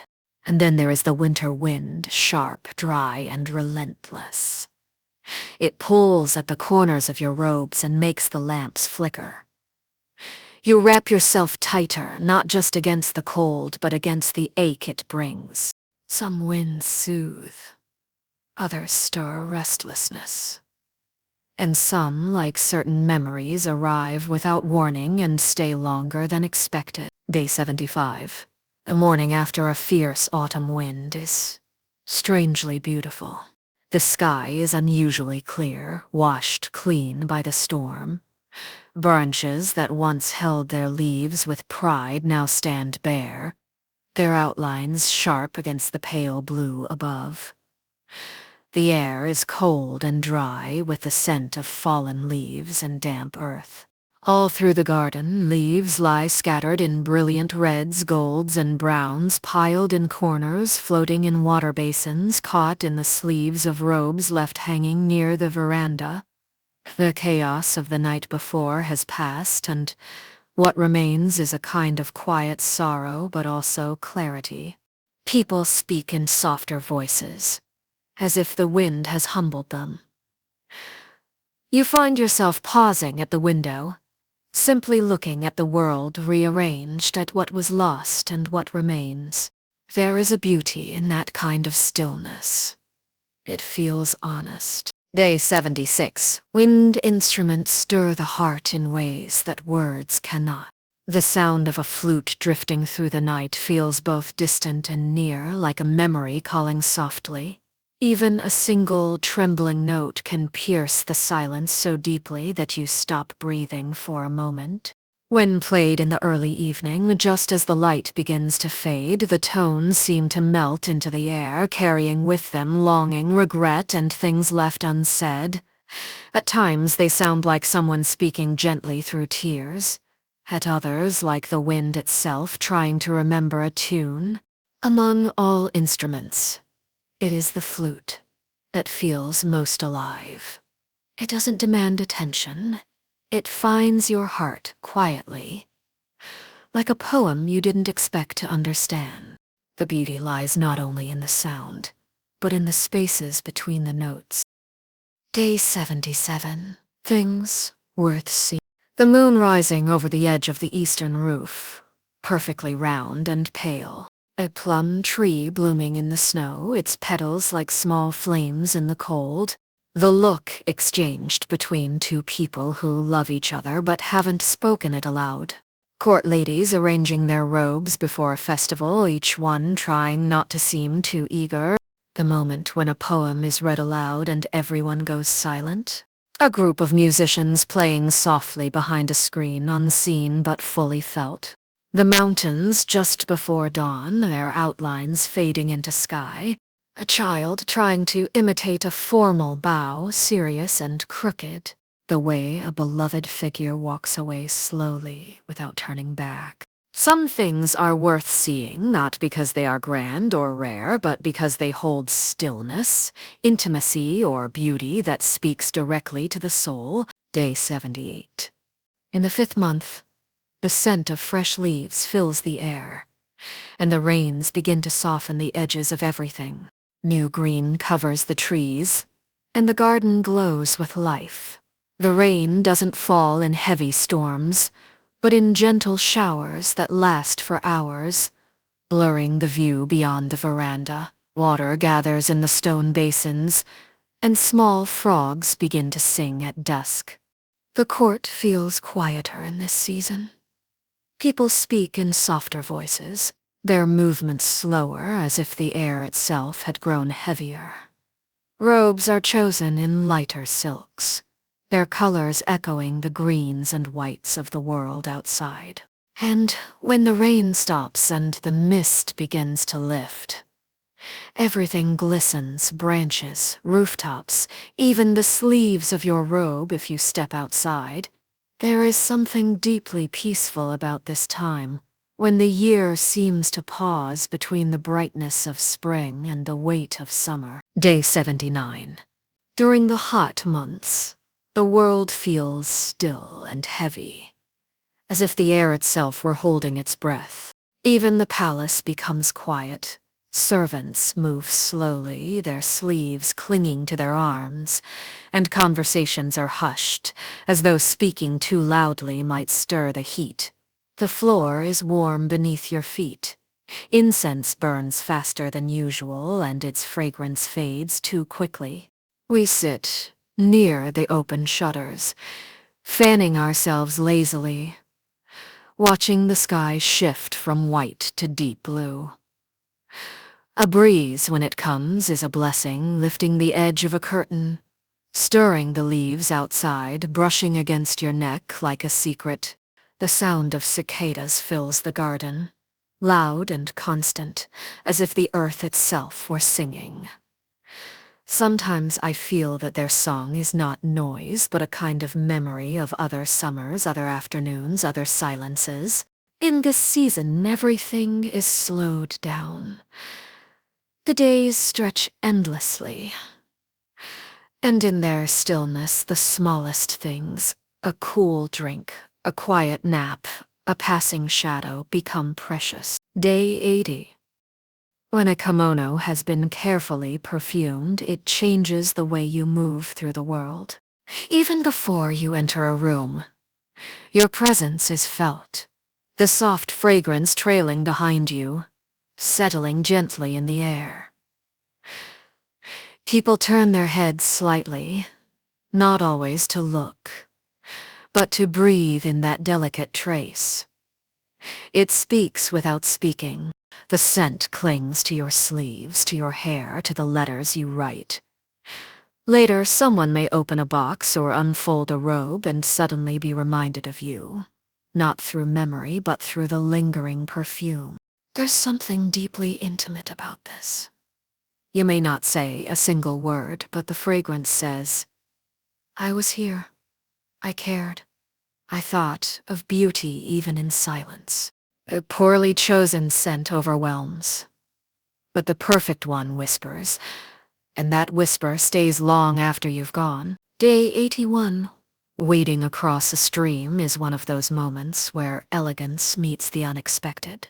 The water is cool against your legs, and the stones beneath your feet shift slightly as you walk. Your robes, carefully lifted, reveal the soft layers beneath, and the reflection of fabric in the water flickers with each step. The sound of the stream surrounds you, a bubbling rhythm, quiet and alive. It's a delicate task, keeping balance while maintaining grace. A misplaced step, and the hem of your robe dips into the current. A too hasty movement, and the water splashes where it shouldn't.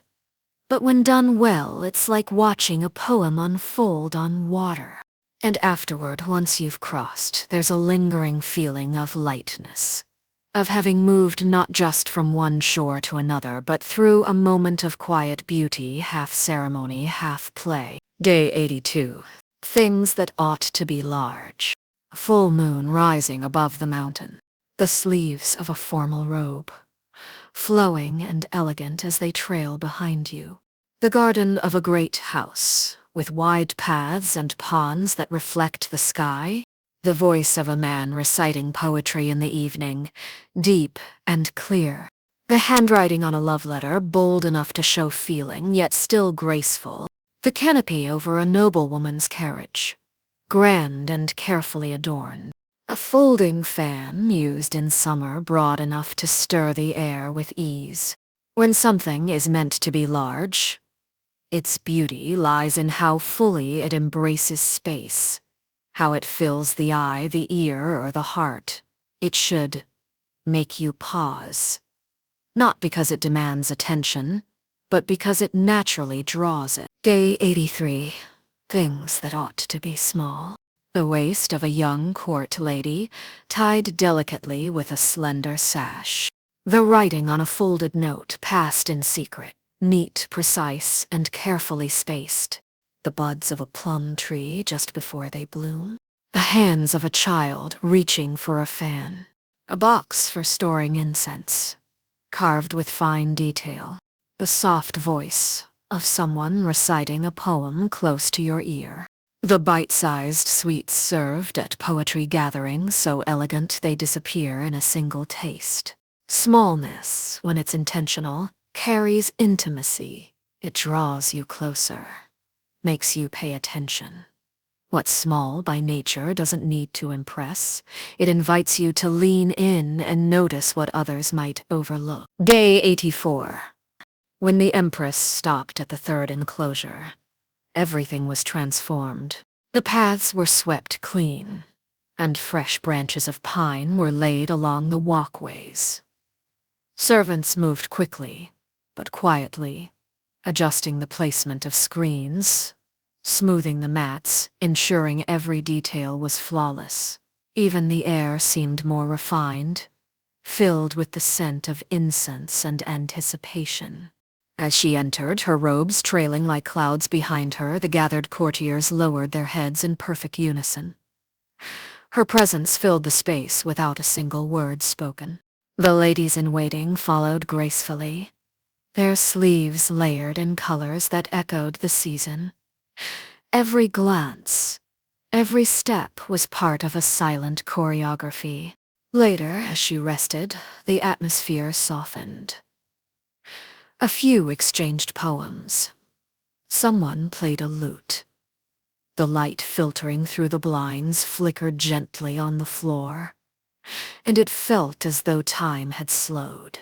Moments like these remind you that elegance is not just in the robes or the ceremony, it lives in the quiet attention given to everything, down to the way the wind moves a curtain. Day 85. Captain Naranobu has a remarkable memory.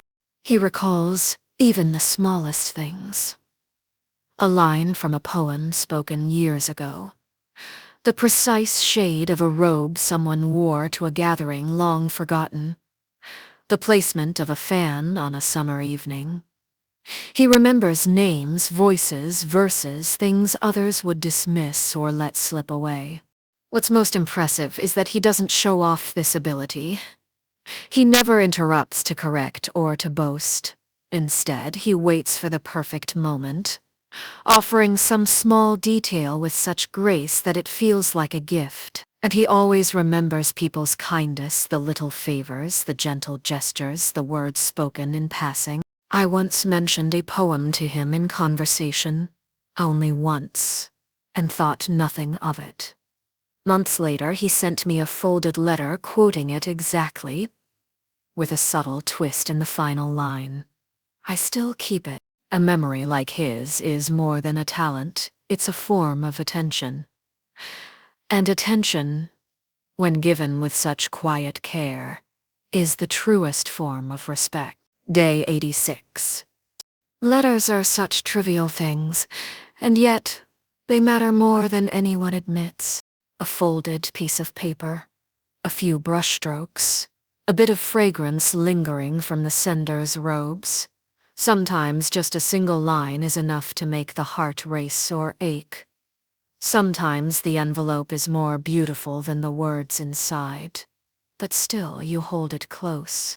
There are those who write too much, pages of exaggerated compliments or tangled verses. And there are others who write almost nothing at all, but whose few words live in your thoughts for days. The weight of a letter in the hand.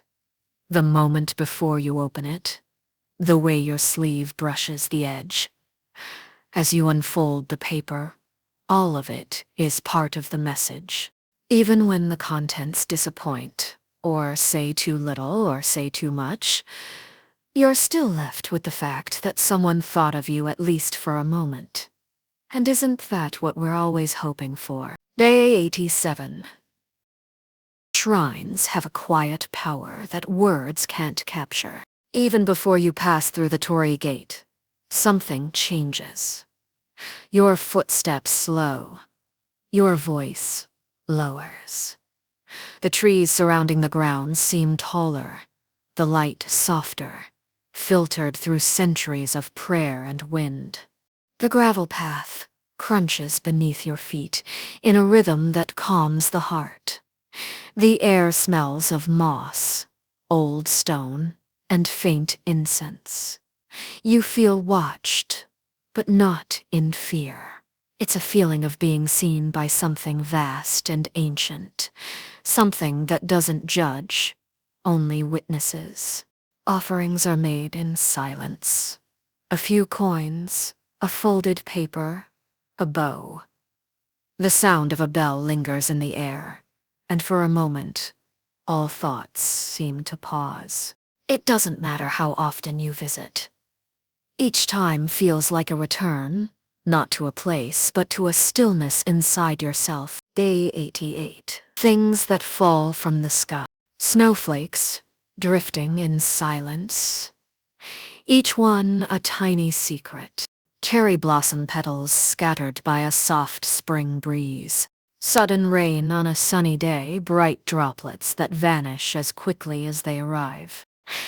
Hailstones tapping sharply against the eaves, like impatient messengers. The golden light of late afternoon slipping through breaks in the clouds. Cicada shells, dropped from trees when no one is looking. A feather, white and delicate, floating down as if from nowhere. When something falls from the sky, it carries with it a kind of wonder. A message from somewhere higher, quieter, older than we are. We look up, not to understand, but simply to witness. Day 89. Clouds are endlessly fascinating.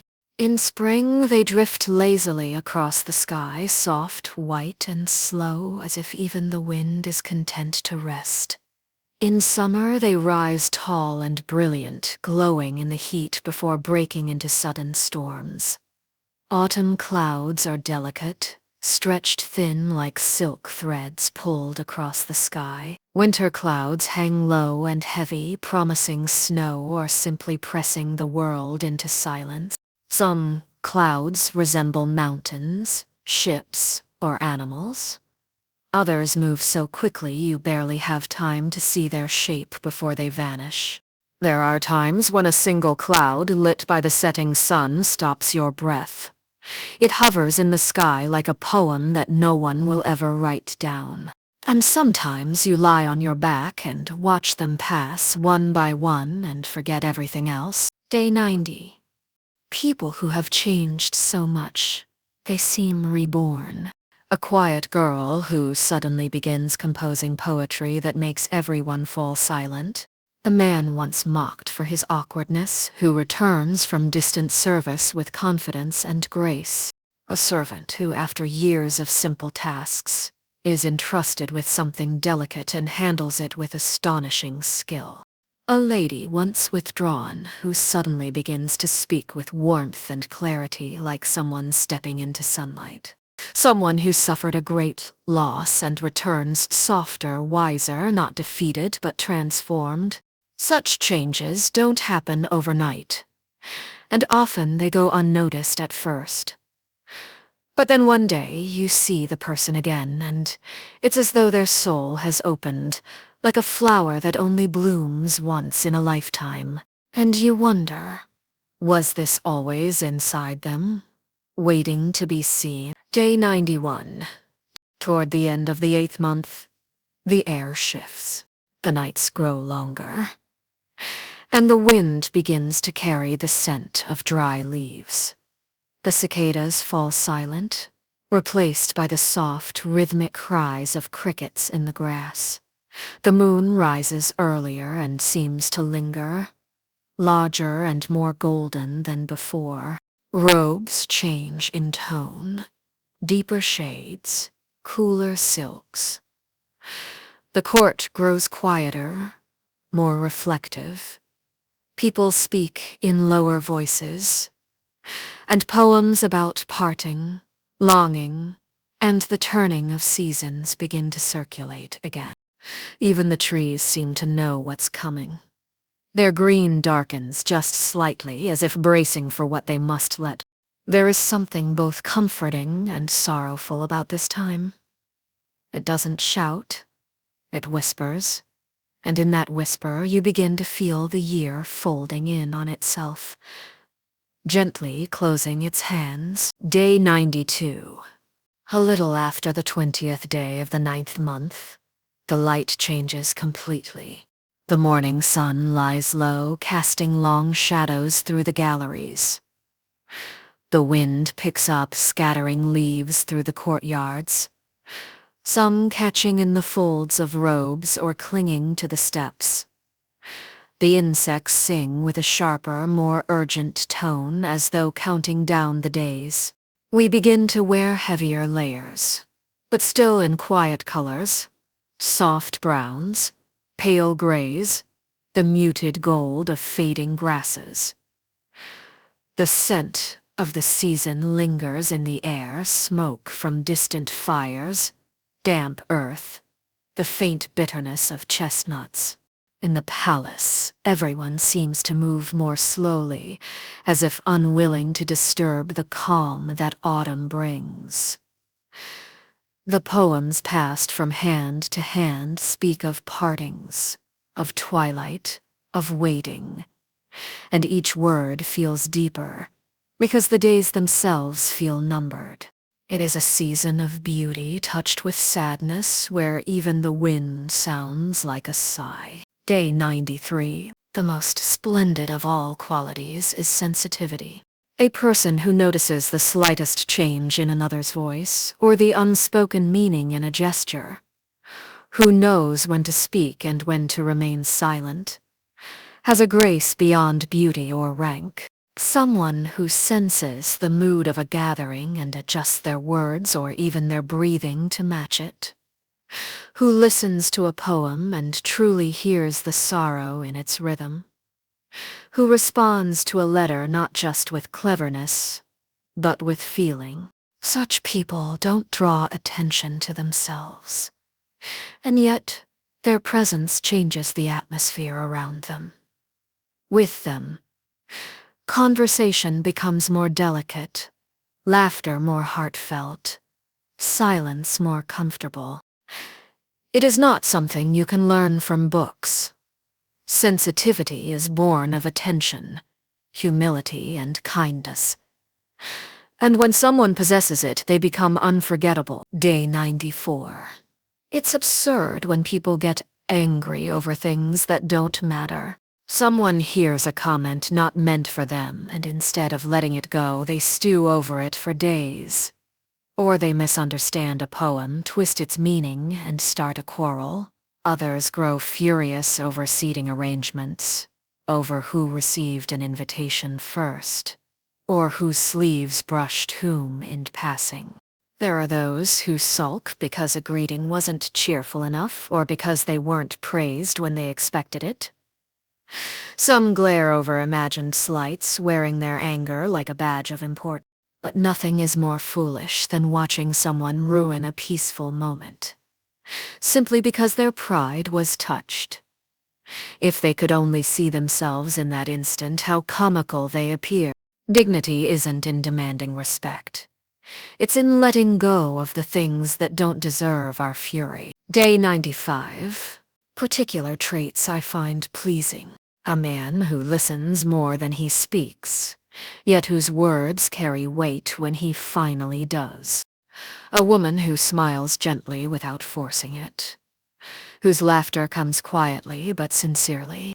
Someone who remembers small details, what you wore, what you once said, what flowers were blooming that day. A voice that is soft but clear, especially when reciting a poem.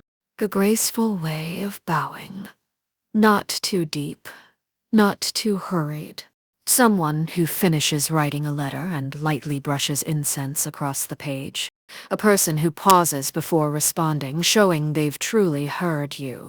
The subtle elegance of robes layered just right, not too loud, not too pale. These are not grand gestures. They are quiet expressions of refinement, and in them true beauty reveals itself.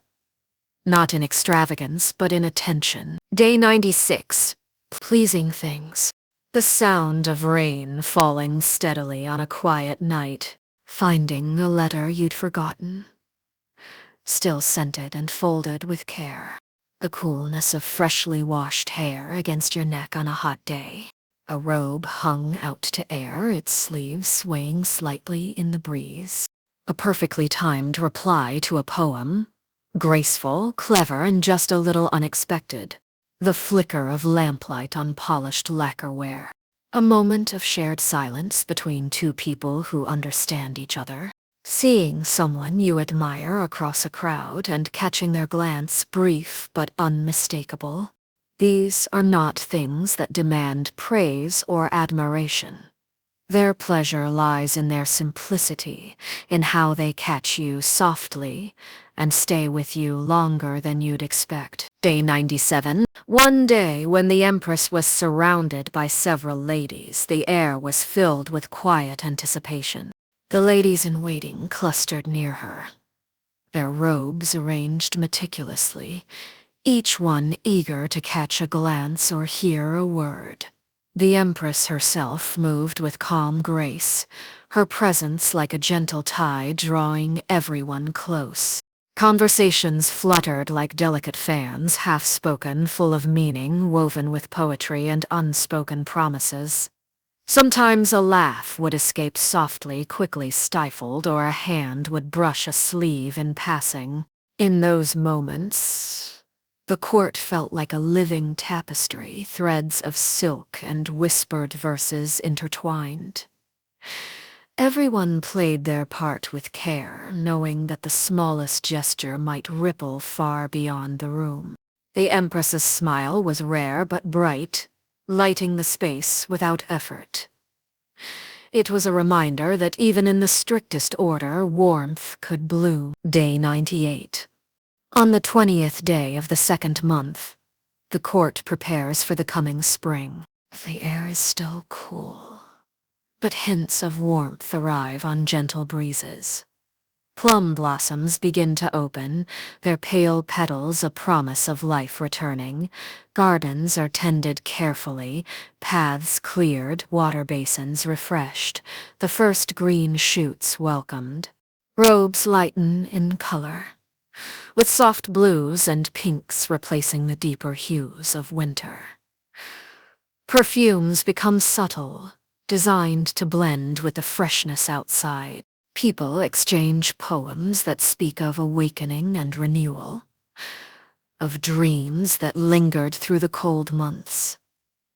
The mood is hopeful but measured, aware that spring's promises can be fragile. Evenings grow longer, and the sky holds the soft glow of sunset well past the hour of evening prayers. The court moves with a quiet energy, readying itself for what will come next. Day 99. At noon, when the sun shines brightly, everything feels clear and vivid. The light filters through the paper screens, casting soft patterns on the tatami mats. Shadows are sharp, but gentle, the perfect balance between warmth and coolness. The air carries the scent of blooming flowers and freshly tended gardens. People move with purpose, their robes flowing in measured steps. The quiet conversations are filled with laughter and plans for the afternoon. Even the servants seem lighter, their burdens less visible in the bright light. It's a time for reflection as well as action. Moments when the mind is sharpest and the heart most open. The sun's clarity seems to reach into every corner, revealing beauty in the simplest details. Day 100. Captain Naranobu is the son of Her Royal Highness, and his presence commands quiet respect. Known for his unwavering loyalty and calm demeanor, he moves through the court with a gentle authority. His robes are always impeccably arranged, reflecting both his status and his careful attention to detail. Despite his rank, Captain Naranobu carries himself without arrogance. He listens more than he speaks, and when he does offer his opinion, it is measured and thoughtful. His memory is remarkable. He recalls poems, conversations, and faces with ease, making him a valued confidant. At gatherings, his presence brings a sense of stability. People look to him not just for leadership, but for the subtle grace that defines true nobility. Day 1001. Once, a man of humble beginnings surprised everyone by his sudden rise in the court. He was quiet at first, often overlooked among the many who sought favor and attention. But he possessed a keen mind and a gentle spirit that did not go unnoticed by those who truly mattered. Over time, he learned the art of patience, waiting for the right moment to speak, the right place to act. His poems, once simple, grew in depth and beauty. His presence became calm and steady, like the slow turning of a well-crafted scroll. Those who doubted him were soon silenced, not by loud words or displays, but by the quiet power of his character. His journey was a reminder that nobility is not only born, it is earned through grace and perseverance. Day 1002. One day, the sky, which had been clear until then, suddenly darkened with gathering clouds. The wind picked up swiftly, stirring the leaves and sending loose petals fluttering through the air. A distant rumble of thunder warned of the approaching storm. The courtiers paused in their tasks, watching the shifting light with a mixture of awe and unease.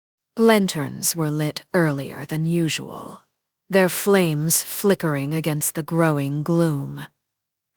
The scent of rain mixed with incense, creating an atmosphere both tense and alive, despite the storm's threat. There was a strange beauty in the sudden change, the sky's vast power reminding everyone of the fleeting nature of calm. As the first drops fell, people moved indoors, their robes brushing quietly against polished floors, and the palace settled into a hush that only rain can bring. Day 1003. The guardians of thunder frighten me. Their voices roll across the sky like mighty drums, shaking the earth and rattling the windows. When the lightning flashes, it cuts through the darkness like a sword, momentarily revealing the world in stark white. Some say the thunder is a warning from the heavens, a reminder of power beyond human control. Others believe it drives away evil spirits, cleansing the air with its roar. But for me, in those moments, the sound is both thrilling and terrifying. I clutch my sleeves tightly, eyes wide, heart racing with a mix of awe and fear. The storm feels alive, like a fierce spirit just beyond reach. And when the rain finally falls, heavy and relentless, it washes away the tension, leaving behind a quiet calm that feels almost sacred. Day 1004. One has taken a detour. Instead of following the expected path, they veer off quietly, choosing a less traveled road. The reasons may be many: curiosity, fear, hope, or simply the desire to see something new. Such detours are both a risk and a gift. They might lead to unexpected beauty, a hidden garden, a quiet stream, a moment of peace. Or they might bring confusion, delay, or even danger. But in every detour, there is a story, a choice made not out of obligation, but from the heart's own wandering. Sometimes, the detour reveals more about ourselves than the straight path ever could. Day 10-105. One day, when there was much snow on the ground, the palace took on a stillness unlike any other. The garden paths were buried beneath thick white blankets, muffling footsteps and softening the world's edges. The trees stood silent, their branches heavy with snow bending under the weight like tired shoulders. Inside, the warmth of the fires filled the rooms, and robes of thick silk rustled softly as people moved with care. The air was filled with the scent of burning wood and subtle perfumes meant to chase away the winter chill.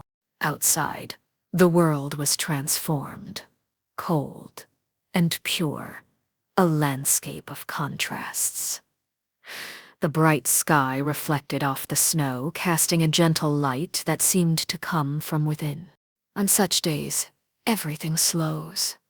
Time feels folded over itself, and moments stretch quietly, waiting to be noticed. Day 1086.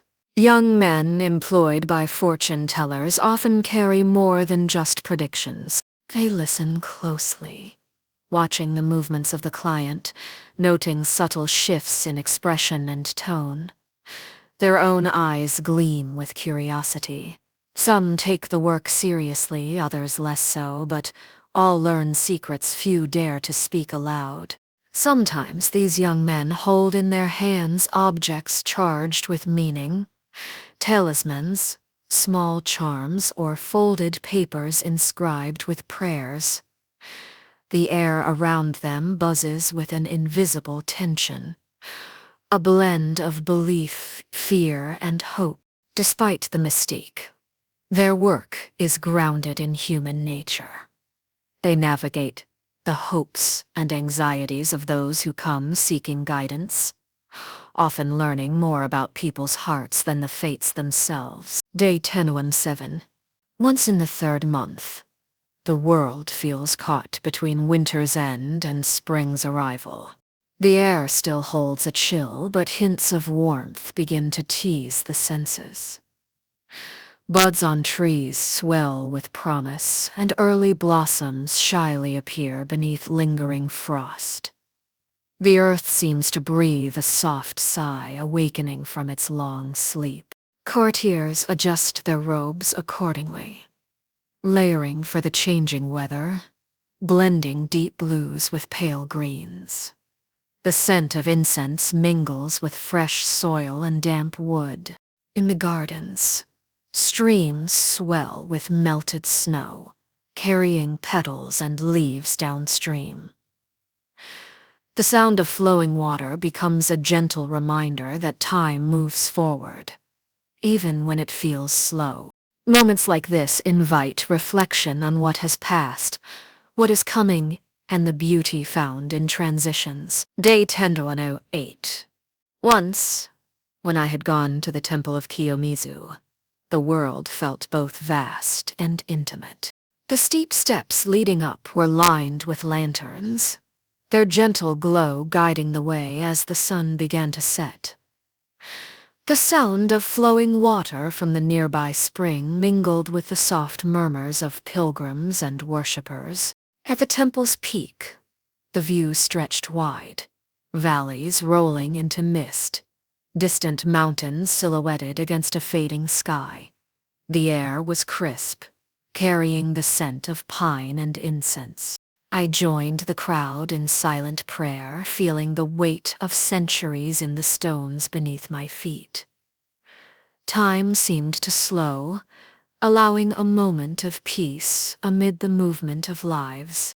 That day, the temple was not just a place, but a reminder, a space where past and present met, and where hopes could be carried on, whispered prayers. Day 10 say, the sea is always frightening. Its vastness stretches beyond sight, its depths holding mysteries no one dares to fully know. The waves crash relentlessly against the shore, sometimes gentle, sometimes violent, reminding all who watch of nature's untamable power. Sailors speak in hushed tones of storms that rise without warning, swallowing ships whole. The horizon can vanish in fog or stretch endlessly under a scorching sun, offering both promise and peril. For those standing on the shore, the sea is a place of both longing and fear. A boundary between the known and the unknown, between home and distant lands. It teaches humility, respect, and the quiet courage needed to face uncertainty. Day 1110. A certain lieutenant of the Right Division was known for his quiet strength. He carried himself with dignity, never seeking attention, but commanding respect through his actions. His robes were always neat, his movements measured and precise. He was a man who understood the weight of responsibility and bore it without complaint. Though he spoke little, his presence was felt deeply. Others looked to him in times of uncertainty, trusting his calm judgment and steady hand.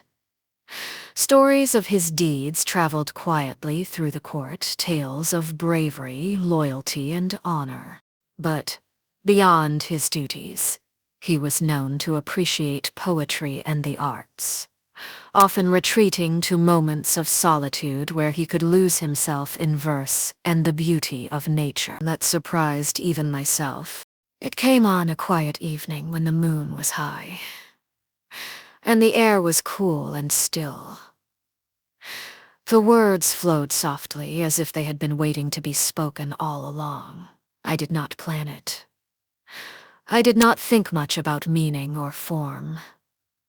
I simply let the feelings rise and fall like the tide.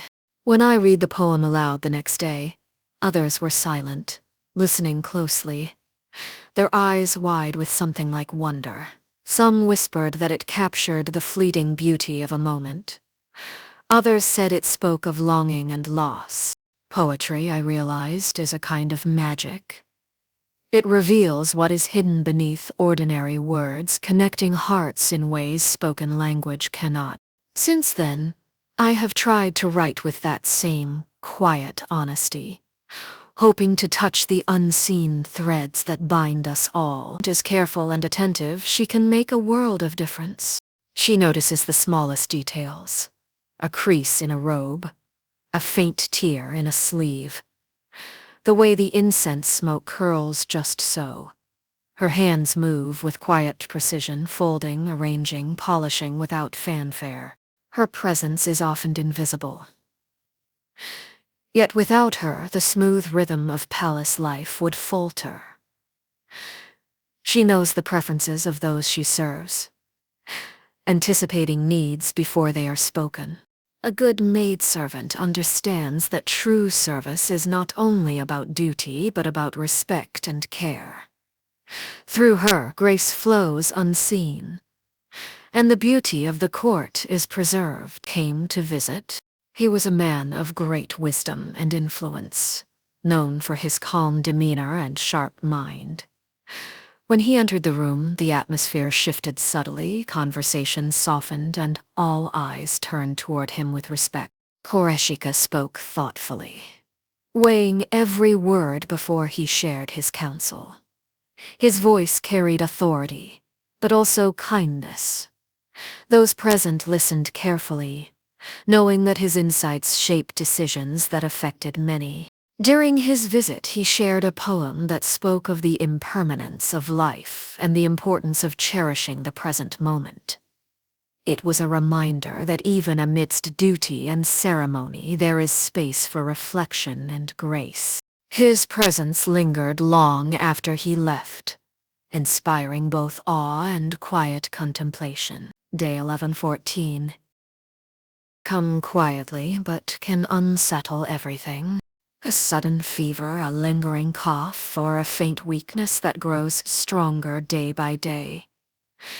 In the palace, illness is not only a physical burden, it carries emotional weight, affecting those who care and those who watch helplessly. The remedies are often slow and delicate. Fragrant herbs brewed into bitter teas, warm baths scented with flowers, gentle massages to ease aching muscles. But sometimes, even the best care cannot chase away the shadows that illness brings. Those who are sick move through days differently. With less strength and more reflection, their presence softens and the court grows quieter around them as if in respect. Illness reminds us of fragility and the preciousness of health and life with greed and noise. Those who devour their food without care, shoveling bites too large or speaking with mouths full, disturb the harmony of the table. Their manners show a lack of respect not just for the food but for those around them. Eating is meant to be a shared, graceful act. The clink of chopsticks, the delicate passing of dishes, the quiet appreciation of flavors. These are part of a ritual that connects people. When someone breaks this rhythm, it creates discomfort and even distaste. Politeness in such moments is not mere formality.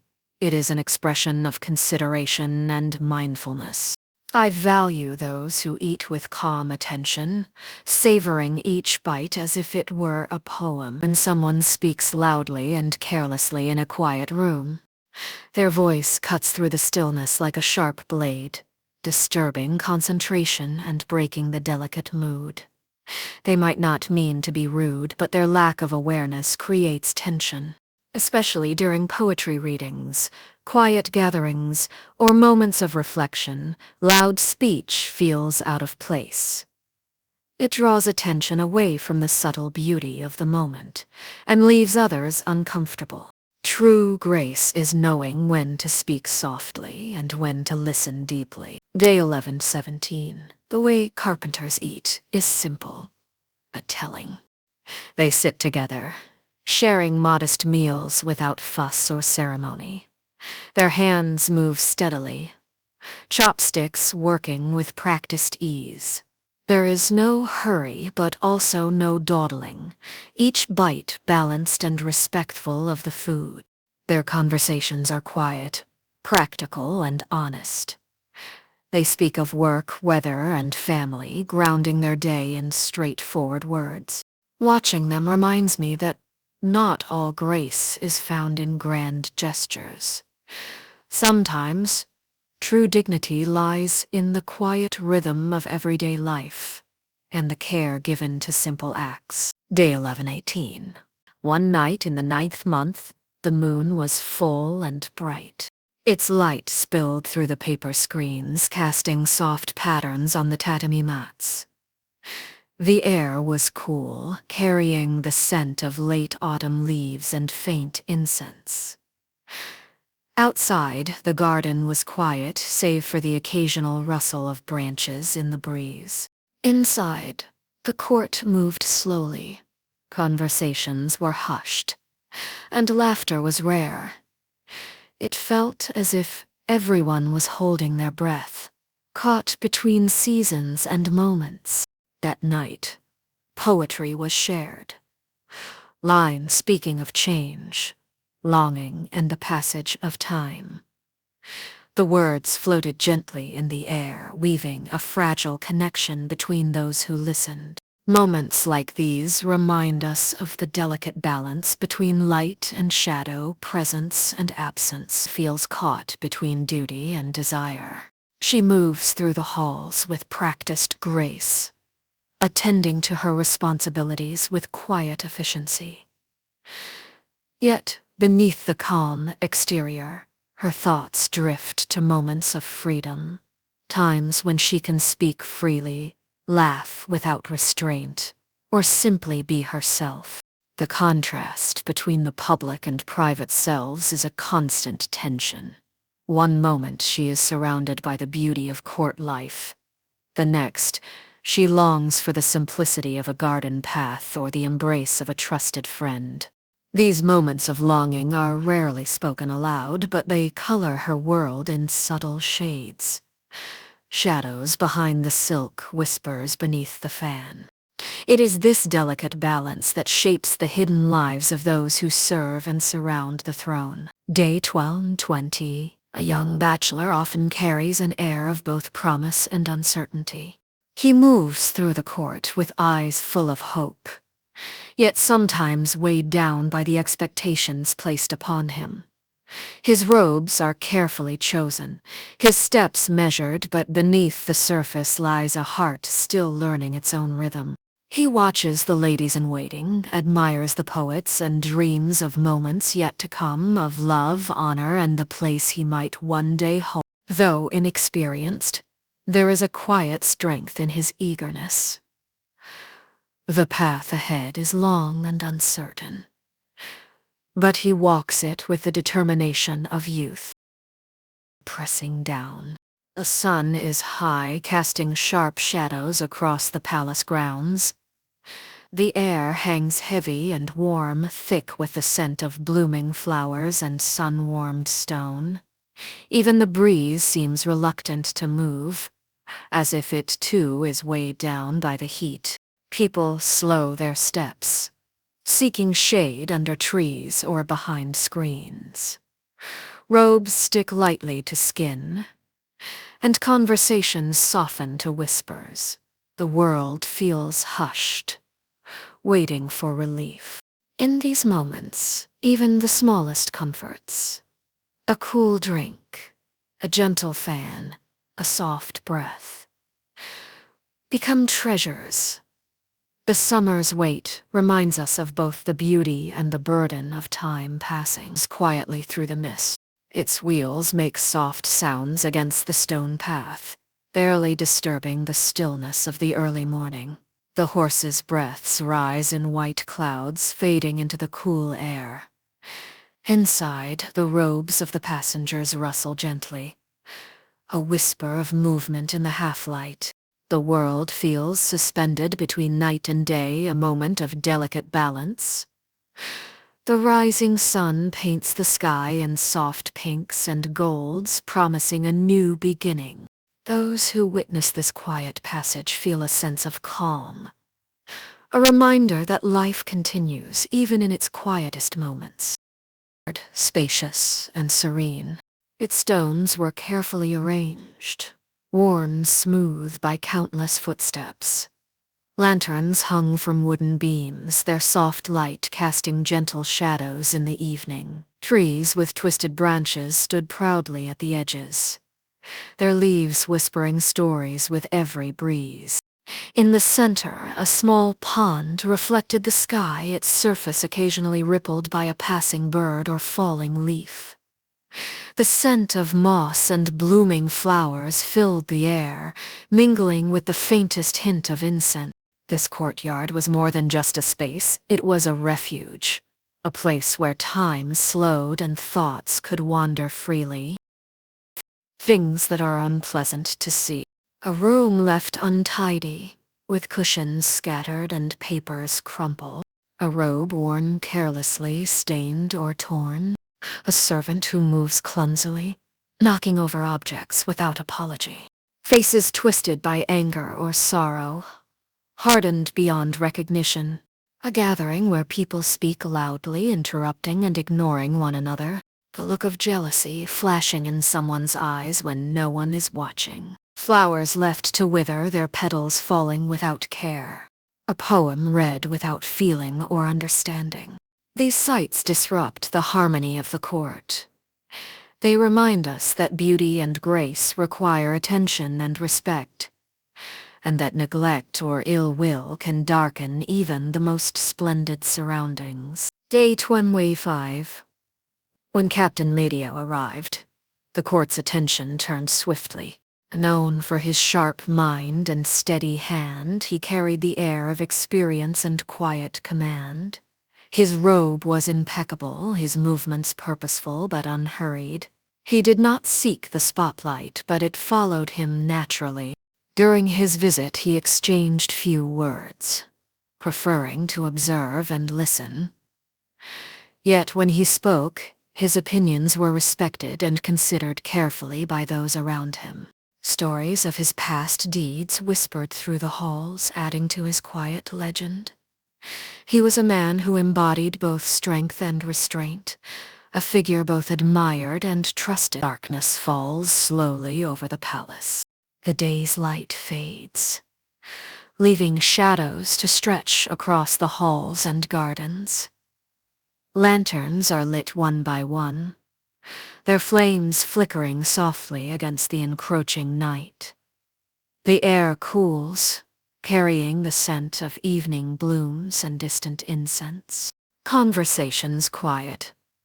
Footsteps soften. The world seems to pause, wrapped in the gentle embrace of twilight. Even the moon waits, rising quietly to cast a pale glow on rooftops and courtyards. In these moments, the palace feels alive with hidden stories, whispers of the past and hopes for tomorrow. Darkness does not bring fear here, but a calm reminder of the cycle of time and the promise of dawn.